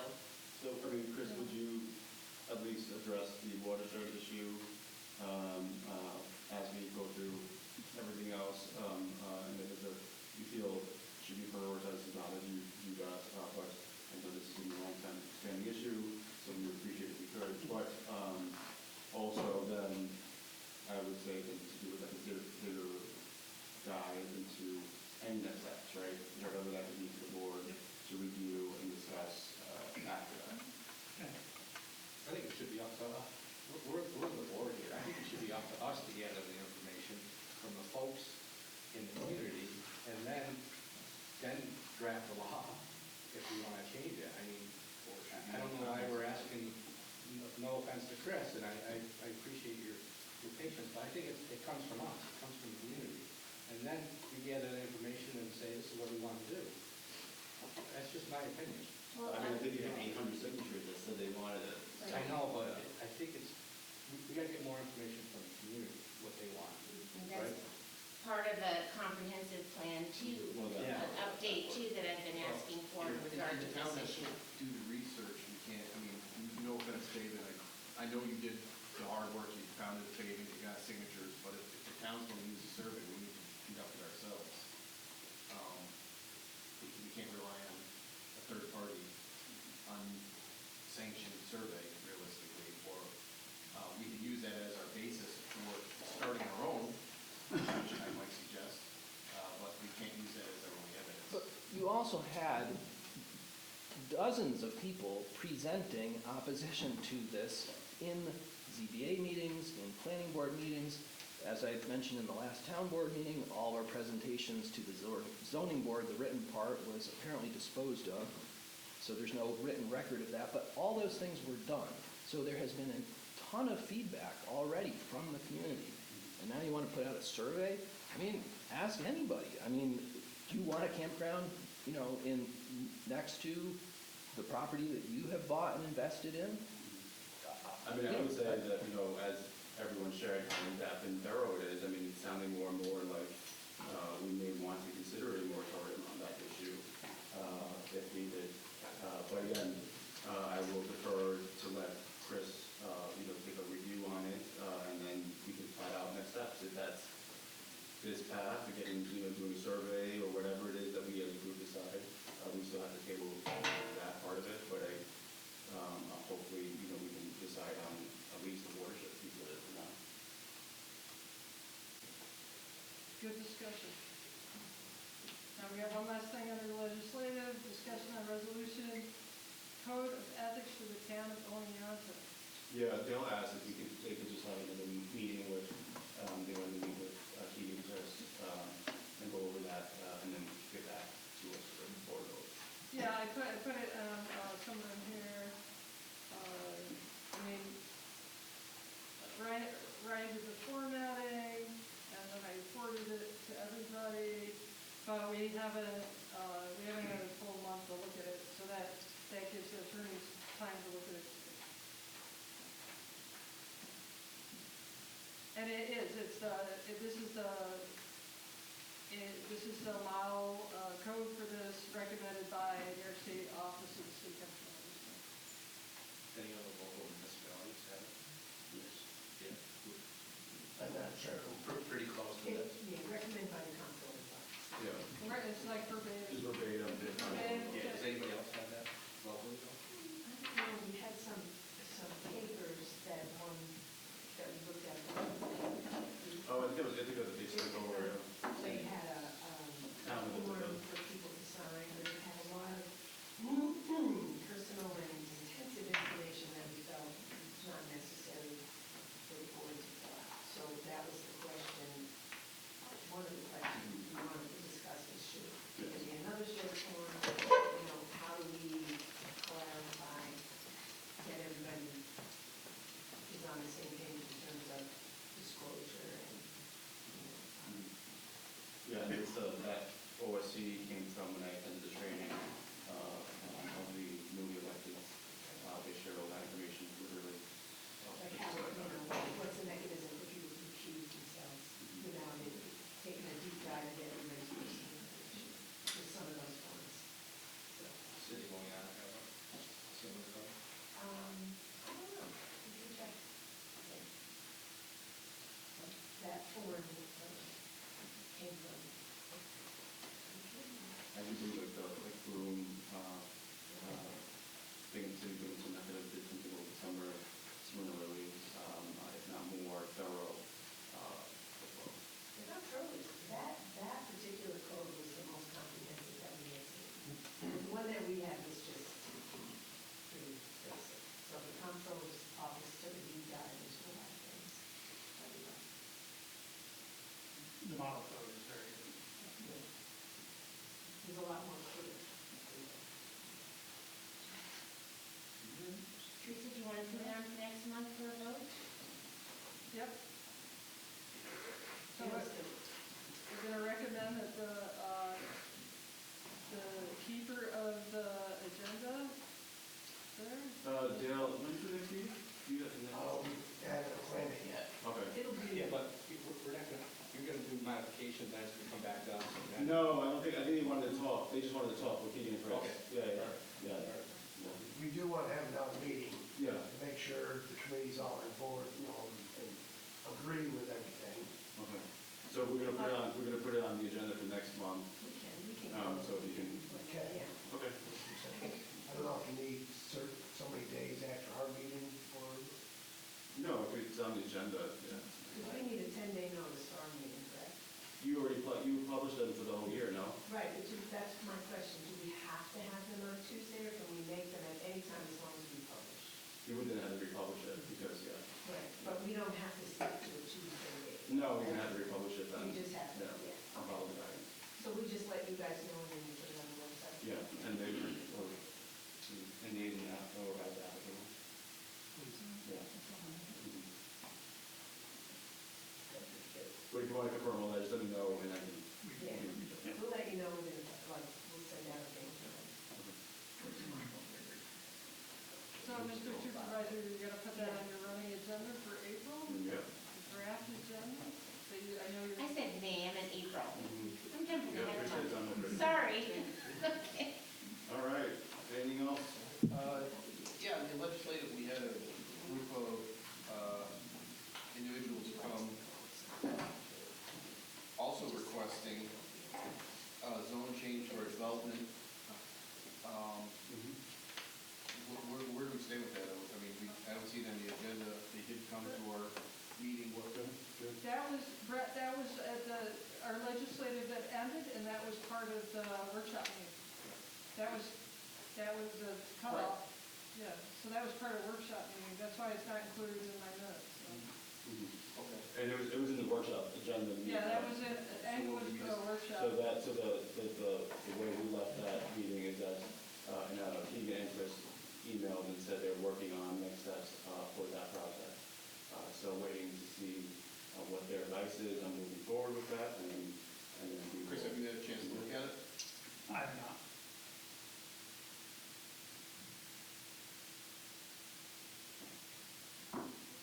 we will address that for the next one. And just note that we just did get that literally the same week as our committee meetings. All right, facilities, technologies, and parks. I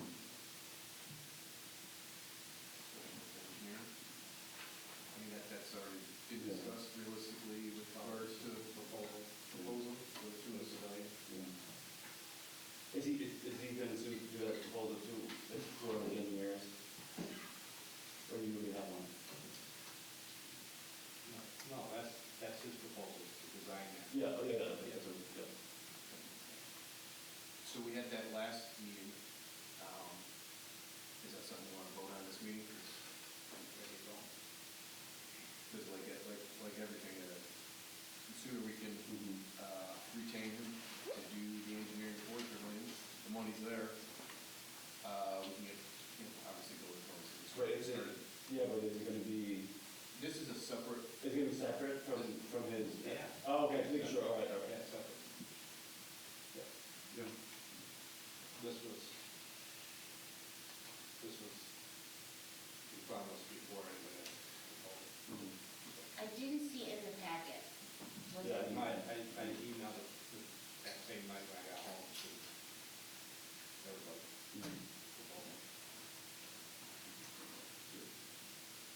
Did you ask for the proposal? I sent it. You mean for the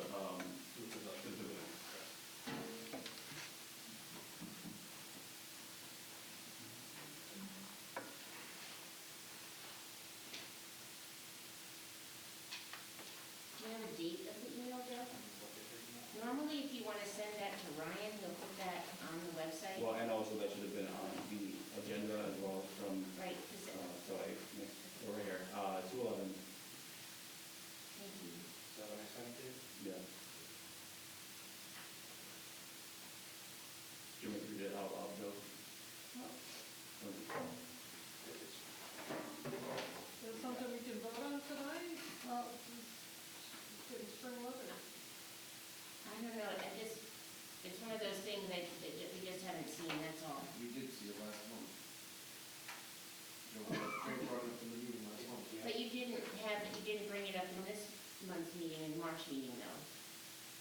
So what is it, Joe? It's under, we didn't even have our committee meeting because all the other meetings ran past our meeting.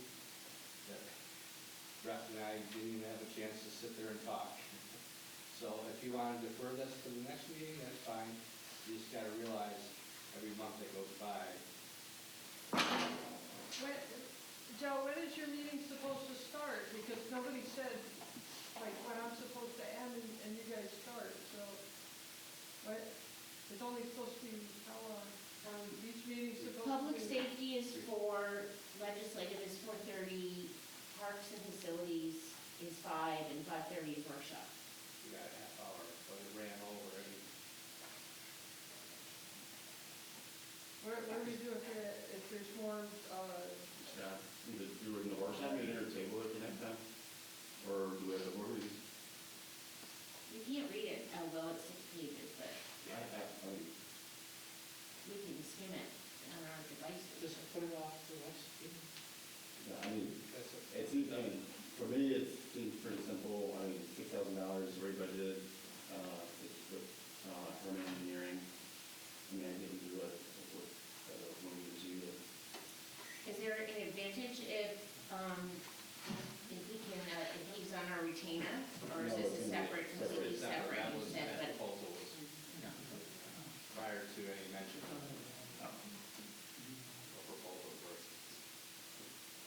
See, that would have been a bonus for us, probably, if we had had them on a retainer.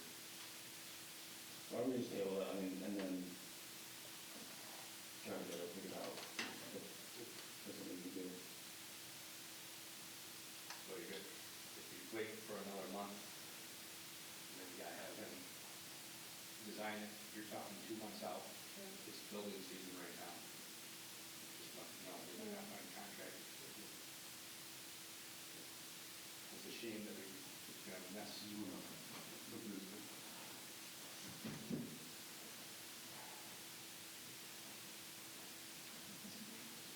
Yeah. So that's for the design only? That's the design That's just the cost? engineering. Engineering. Yeah. Well, why don't we let him go take a look at it, and then we'll move on to the second and come back to you. Cool? Okay. Back at it on Monday. Oh, good, good. I let them in, I put padlocks on it still there, and they're working with the pump house. So, they're working a little bit at a time, what they'll do. There's As this, soon as the frost is on the ground, we'll start prepping everything, concrete. no, everyone's excited, looking forward to it, and, some people have the actual cover for it. They're like, oh, finally maybe more, but also it's not leaking anymore, so hopefully that helps. Yeah. And Brett, those grants, those congressional funds, like the current cycle, like wasn't allowing the parks piece of it to be allowed, like as an actual project. Okay.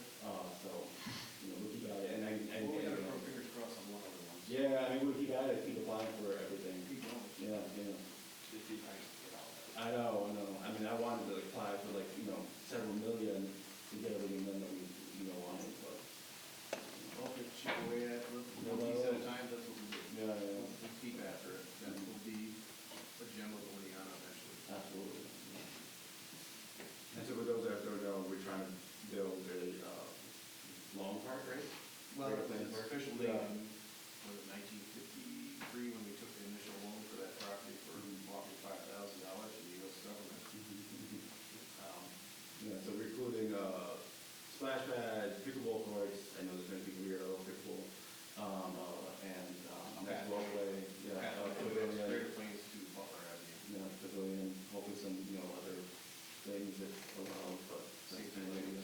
Yeah. And I mean, to be dressed as well for the, school, so that they don't have one in their house, and so it can be used for emergencies.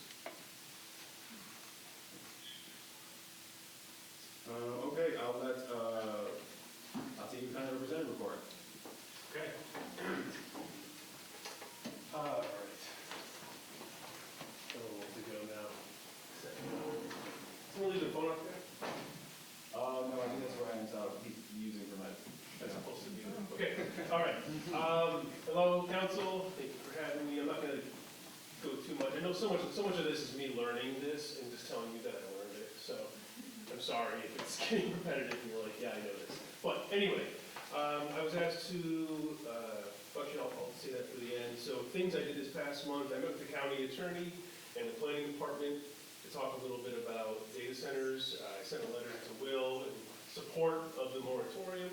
I wanted to see what we could do at the county level, and Denise was very wary. We talked for a while. I talked with Tammy Harris, and I kind of got a little bit out. Obviously with home rule, it's really hard. You have to kind of pick some sort of infrastructure piece to look at, whether it's electricity use or, roads or something like that. And so we're not sure where to go from it now, but Tammy is writing a white paper for the county, which on usage. And so that's really exciting. She thinks she'll have it, her planning department will have it by the end of the year, which will be just general recommendations to all municipalities all over the county on how to deal with this. I also want to really extend my happiness and you guys pursuing this moratorium. I think that's finished. March 19th is the last date for community event grants through the county. I'm sure you dispersed that. We've got a lot in this area already happening, so I want to make sure community event grants, I think, up to $600 per event. I shared a community health assessment. I'm not sure if you all get the community health assessment for the county. Okay, it's 100 pages long, lots of figures, which I really like. So I'm just going to note the ones where I noticed our township really kind of bleeping out as a place of interest.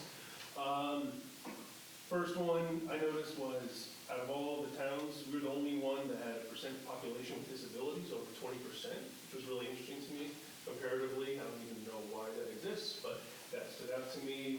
Next big thing, this is really sad, but our patient to dentist ratio is half the ratio of everyone else in the state. And then our patient to primary care provider ratio is 730 to 1, where in New York it's 1250 to 1. So, I mean, we all know rural healthcare is struggling right now, but this was some really good data supporting that struggle. Next, our crime rates are way down. I want to highlight that because you remember a couple of months ago, we talked about this property the county's pursuing, that 400-acre parcel. There are rumors of new jails and things like that. So I just want to point out crime rates are going down. We have fewer inmates than we have in the past, which is a really good thing. And the potential, cost for a new jail would be a lot. We'll leave it at that. Yeah, we're a county of high concern in the state for adults who have healthcare providers. Our opioid overdoses the last 2 years are down like a ton, 100% or more. So, not 100%. We cut it in half 2 years in a row, which is really exciting. I started talking to Destination Marketing. That's a group that gets hired by the county to do marketing for this area. And I'm trying to do a little bit of an audit on them, and they're not happy about it. But I just want to find out if we're meeting our due for that. I attended a regional trails network, which was hosted by the Otsego County Conservation Association, the Meadows Building. It was really neat because I used to serve on the OCCA board, and so it's kind of neat to see a lot of people who are invested in trails. But I will say one of my frustrations and what came out of it was that everyone was like, I built a new trail. I want more trails for my town. I want more trails. And nobody was saying, I'm going to start programs that could bring people to trails. And so I kind of made myself unclear, like, can we focus on maybe getting some jobs in forestry recreation sector that actually run programs for people to get on all these jobs or all these trails that we're making. And so kind of working on that a little bit. Otsego now has this octet challenge where they're trying to get lots of people hiking. They're not getting enough people to complete the octet, which is a good indicator that we need more programs that bring people, One good example is the Adirondack chapter here, the Susquehanna Adirondack chapter. They go every week and they fill it because they have somebody hiking every single week. That's a really good indicator of what you could do if you had people planning and leading these things. The 607 Trail Network, you may know, Susquehanna River. There's no campsites along the way, so I'm going to do a paddle with Brent this summer and assess places to target for canoe side, a place where you could maybe camp it for the night. So that way we get people to stay here. The way it's set up right now, it's like you access it for the day. I think it'd be nice to keep that group of people in here doing a 2-3 day paddle, starting in Cooperstown, getting a hotel, coming down, ending in Oneonta, something like that. I'll report on that after that paddle. I ran a little texting poll, which that's not my thing. I got some responses. It was about utility rates was the biggest one, then affordable housing, economic growth, yada, yada, we all know this. But one big one was ICE cooperation with the sheriff, and at the last county meeting, it was full with people up in anger, very frustrated about our cooperation with ICE. We're one of the only few counties in the state that has decided to make any cooperation with ICE. Yeah, the indoor facility, I'm still working on that. I met with Vince and Jake at the Oneonta Soccer Club today. I know the Calcio crew, I'm working with them too to try to make that happen. Things upcoming, I'm going Sunday to Tuesday to NISAC meeting up in Albany, hopefully learn a few things. The county just got funding, and they're going to do a comp plan at the county level, which is going to be really awesome.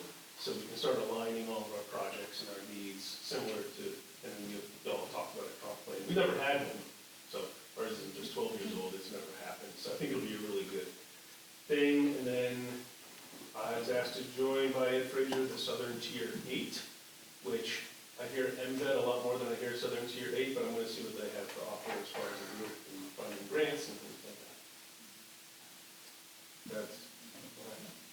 questions? Isn't community needs assessment online yet? It should be, because it was sent to me as a finished document, I think, to disperse. I sent it to Will. I was because that's really good for when we are applying for grants. There's a lot of good information in there that you can pull right out of it. It looks good, sounds good, feels good to put in those grant applications because it's evidence of those needs. For sure. So I think it's online. Yeah, it was robust, the information in there. He just sent it to me this afternoon, and so I'll get it out to you. Any questions? Cool. No, thank you. Okay. Thank you all for the update. That's fine. Really quick, do you have any, I know you have any feedback on that? Yeah, so just a quick review of that section six indemnification contract about the wilderness conduct of failure to adhere to care. Doesn't cover negligence or anything gross negligence. Our second would be more of a standard, more beneficial to the contractor, vendor, engineer, for the liabilities. Okay. Which one would you have some follow-up? It also says, requires the leasing account to do non-binding arbitration, which is preferable for municipalities and sort of avoids the problem.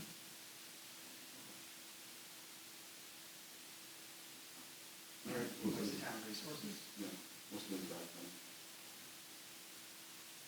I'll have him write up, we want to do that. So,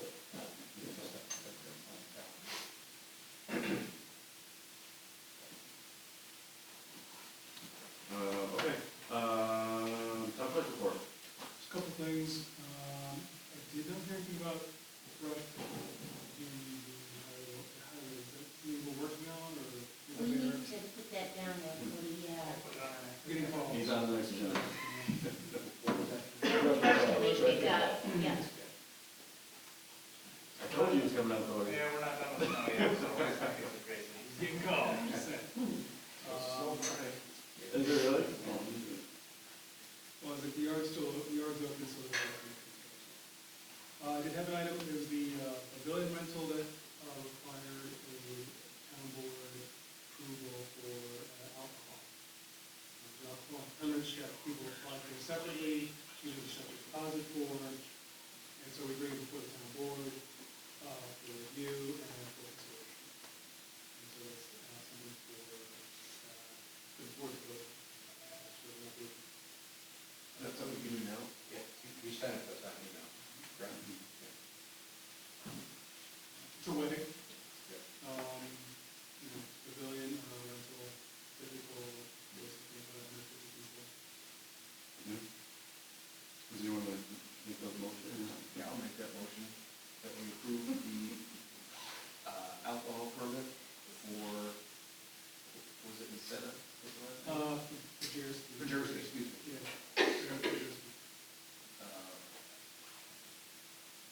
As stated in the application.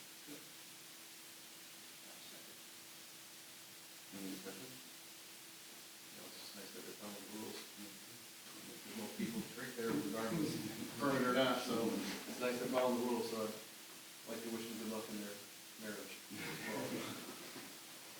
All right, roll call. Rogan.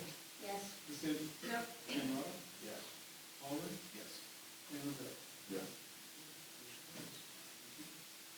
Lastly, I had a couple emails come in today from residents stating support for a moratorium.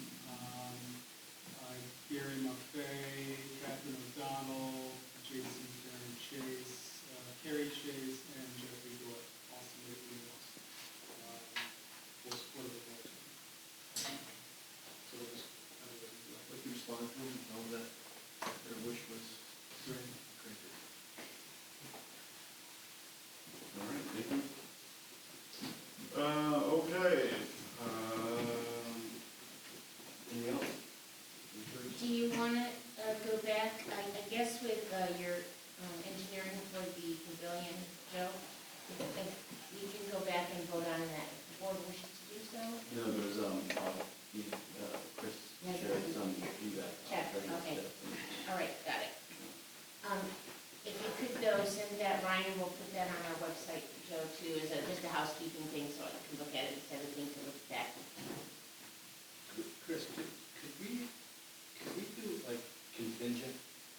vote on it right now, like contingent on the exception of the changes to the document and You could, it might be hard to word it without knowing how it might end up being actually worded. That's all I know. Like, if you need to negotiate, like, if, from my quick review there, I didn't see that it provided for identification related to negligence. Right. So he would want that, he would want gross negligence, because that's a harder standard for us to meet. So if he would want negligence, he would want gross negligence. say pending You could kind of, acceptable negotiations. if you, yeah, Town lawyer. you could try. There's an amendable. You know what I'm saying, just so. Just to keep it moving. Yeah. Overall, standard terms and conditions. Yeah. Just know that one. The other one with arbitration is, it would be a waste of resources to force you to non-binding arbitration. You don't need to go through that process at all, but at the end of the day, that's not that big of a deal.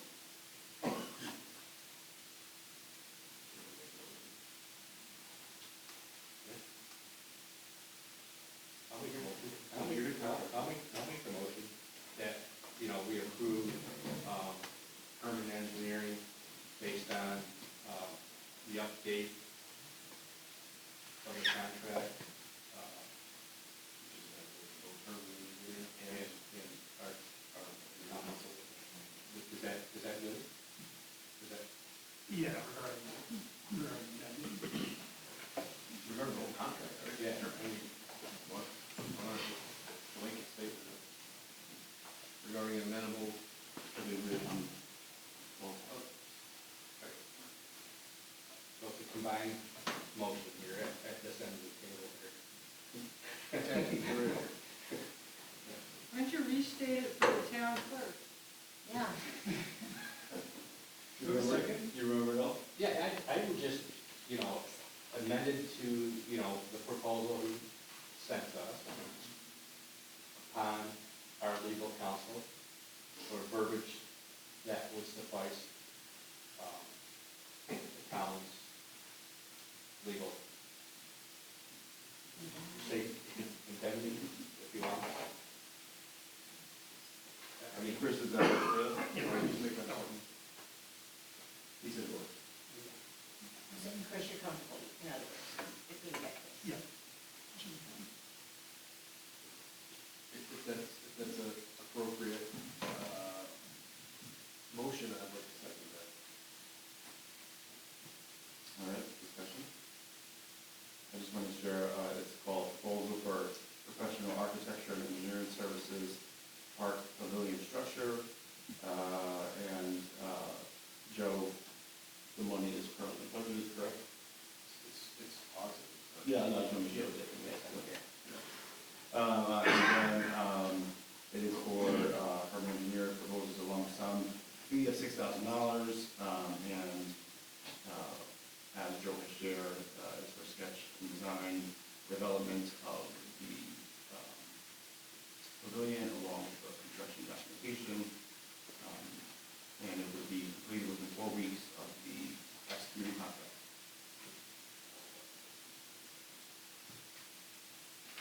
Any great? Roll call? Bill Kim? Yes. DeSantis? Yep. Cameron? Yes. Oliver? Yes. Rivera? Yes. Motion carries. And also as a follow-on to the engineering, yes, please get something, ready for the attorney to review, for the retainer, so we can hopefully get something back from Alex. Well, Yeah, you know, we'll take care of this. You should let them know about that. about this, About that yeah, one. yeah. We've got a culvert. Yeah. All right, the only thing we have is, well, we have two, privilege of the floor. And so again, anyone, 3 minutes respectively, is open to the floor. Ramona Liquor. I just wanted to share, just on some of the discussion that happened on different topics tonight, just some thoughts on that the board may or may not choose to consider. But just talking about locking into the one vendor for the aqualogics, that makes me a little leery to lock into one person. I don't know that it's a great thing to, I feel like in a way that's fine. bypassing the bid procedure process, and I don't know that I love that idea for any organization. And I did appreciate the comment about not always needing the Cadillac of whatever we're getting, because I don't know that that's always a financially responsible thing for us to do. And in life, we often don't need the Cadillac of everything, we just need something that's gonna get the job done. Just curious, not looking for you to give me an answer right now when talking about the replacements of trucks, with the fleet here. Just curious if there's like a 5-year plan in place or something for replacement of equipment and trucks? Because we know it's going to happen, and that usually helps with the budgeting process of whether or not the funds are there for something. Regarding the sidewalk repair, I guess I'm hoping that there is some kind of process that rates how degraded the sidewalks are to determine which ones to do first. I don't think whether it's West Oneonta or the west end of Oneonta, one is more deserving than the other, but it makes me think about bridges and how they get reviewed and rated for whatever. But I would hope that that's how the decision is made, which sidewalk to head towards or to do first. Again, I don't even know if that is something for sidewalks, it just seems logical for me.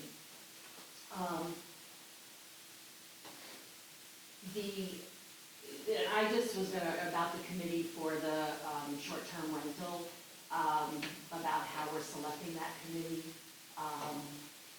I guess for me, I would just put out there, I hope that there are varied people on there, whether they're business owners, what do I want to say, year-round residential people, short-term rental people.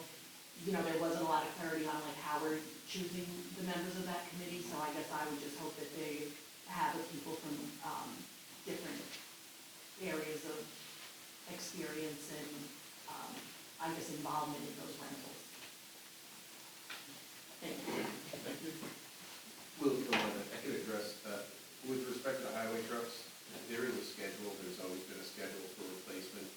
However, sometimes different variables come into play, like a truck is not repairable and the cost is gonna exceed, the value of the truck. So sometimes that something will get out of line with that.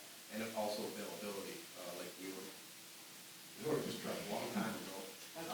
So that's that. And in terms of the sidewalks, yes, there's every year, the highway department or representative of the highway department will go around looking at all the sidewalks and kind of grading them, based on that.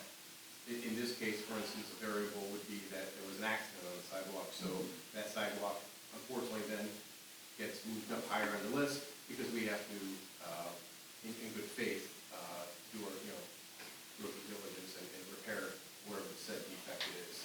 Otherwise, that puts the town at greater liability. So sometimes that does play a factor. There are more expensive ways to do that. They do offer equipment and services that will come around and grade and give you a plan, a 5-year plan, that are very costly. And for the sidewalks, we kind of can visually see them, but they do have equipment that can go around. Just like the roads, they can drive over them and tell you how much longer you have on them, and all types of stuff, but it's a very expensive thing. We looked into it, but it was something you can't just sign for 1 year.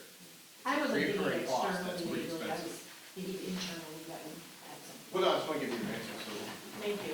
Cool. Appreciate it. Appreciate it, thank you. Anyone else? Rich Harlan.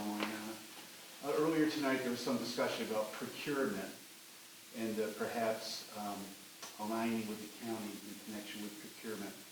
The county has aligned itself with Onondaga County. And Onondaga County, of course, has a lot of horsepower when it comes to procurement.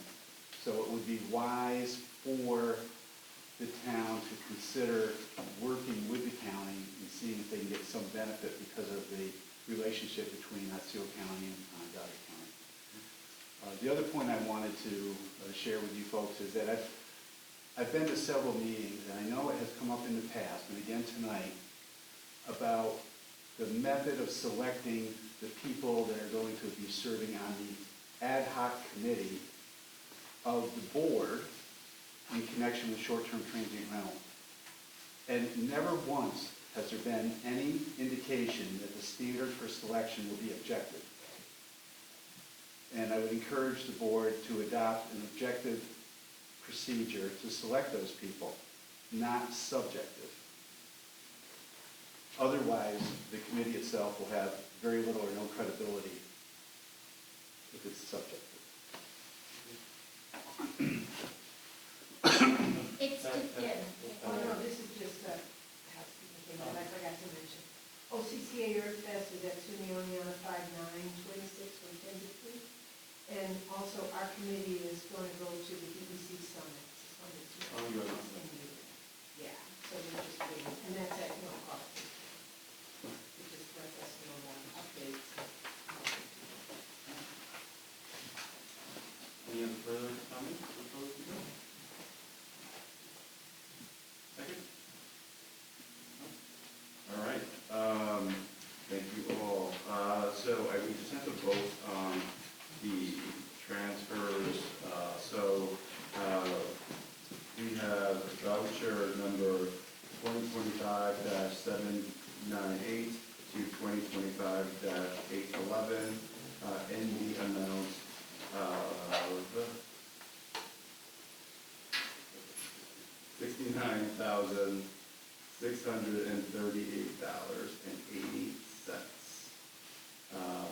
And we have vouchers 2026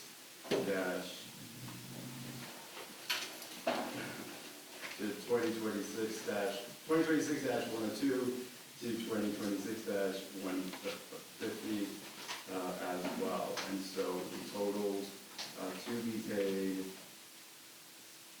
are $71,672.45 our total for vouchers for payments.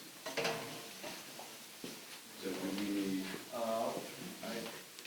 My first side vote, but I can't really do so. I think anyone can do that, right? yeah, if everyone, Yeah. anyone, yeah. I'll make the motion to approve the transfer. Yes. Second? Jim or Teresa, the people that sign the bills, if you want to, make the second. Yep. All right. Any other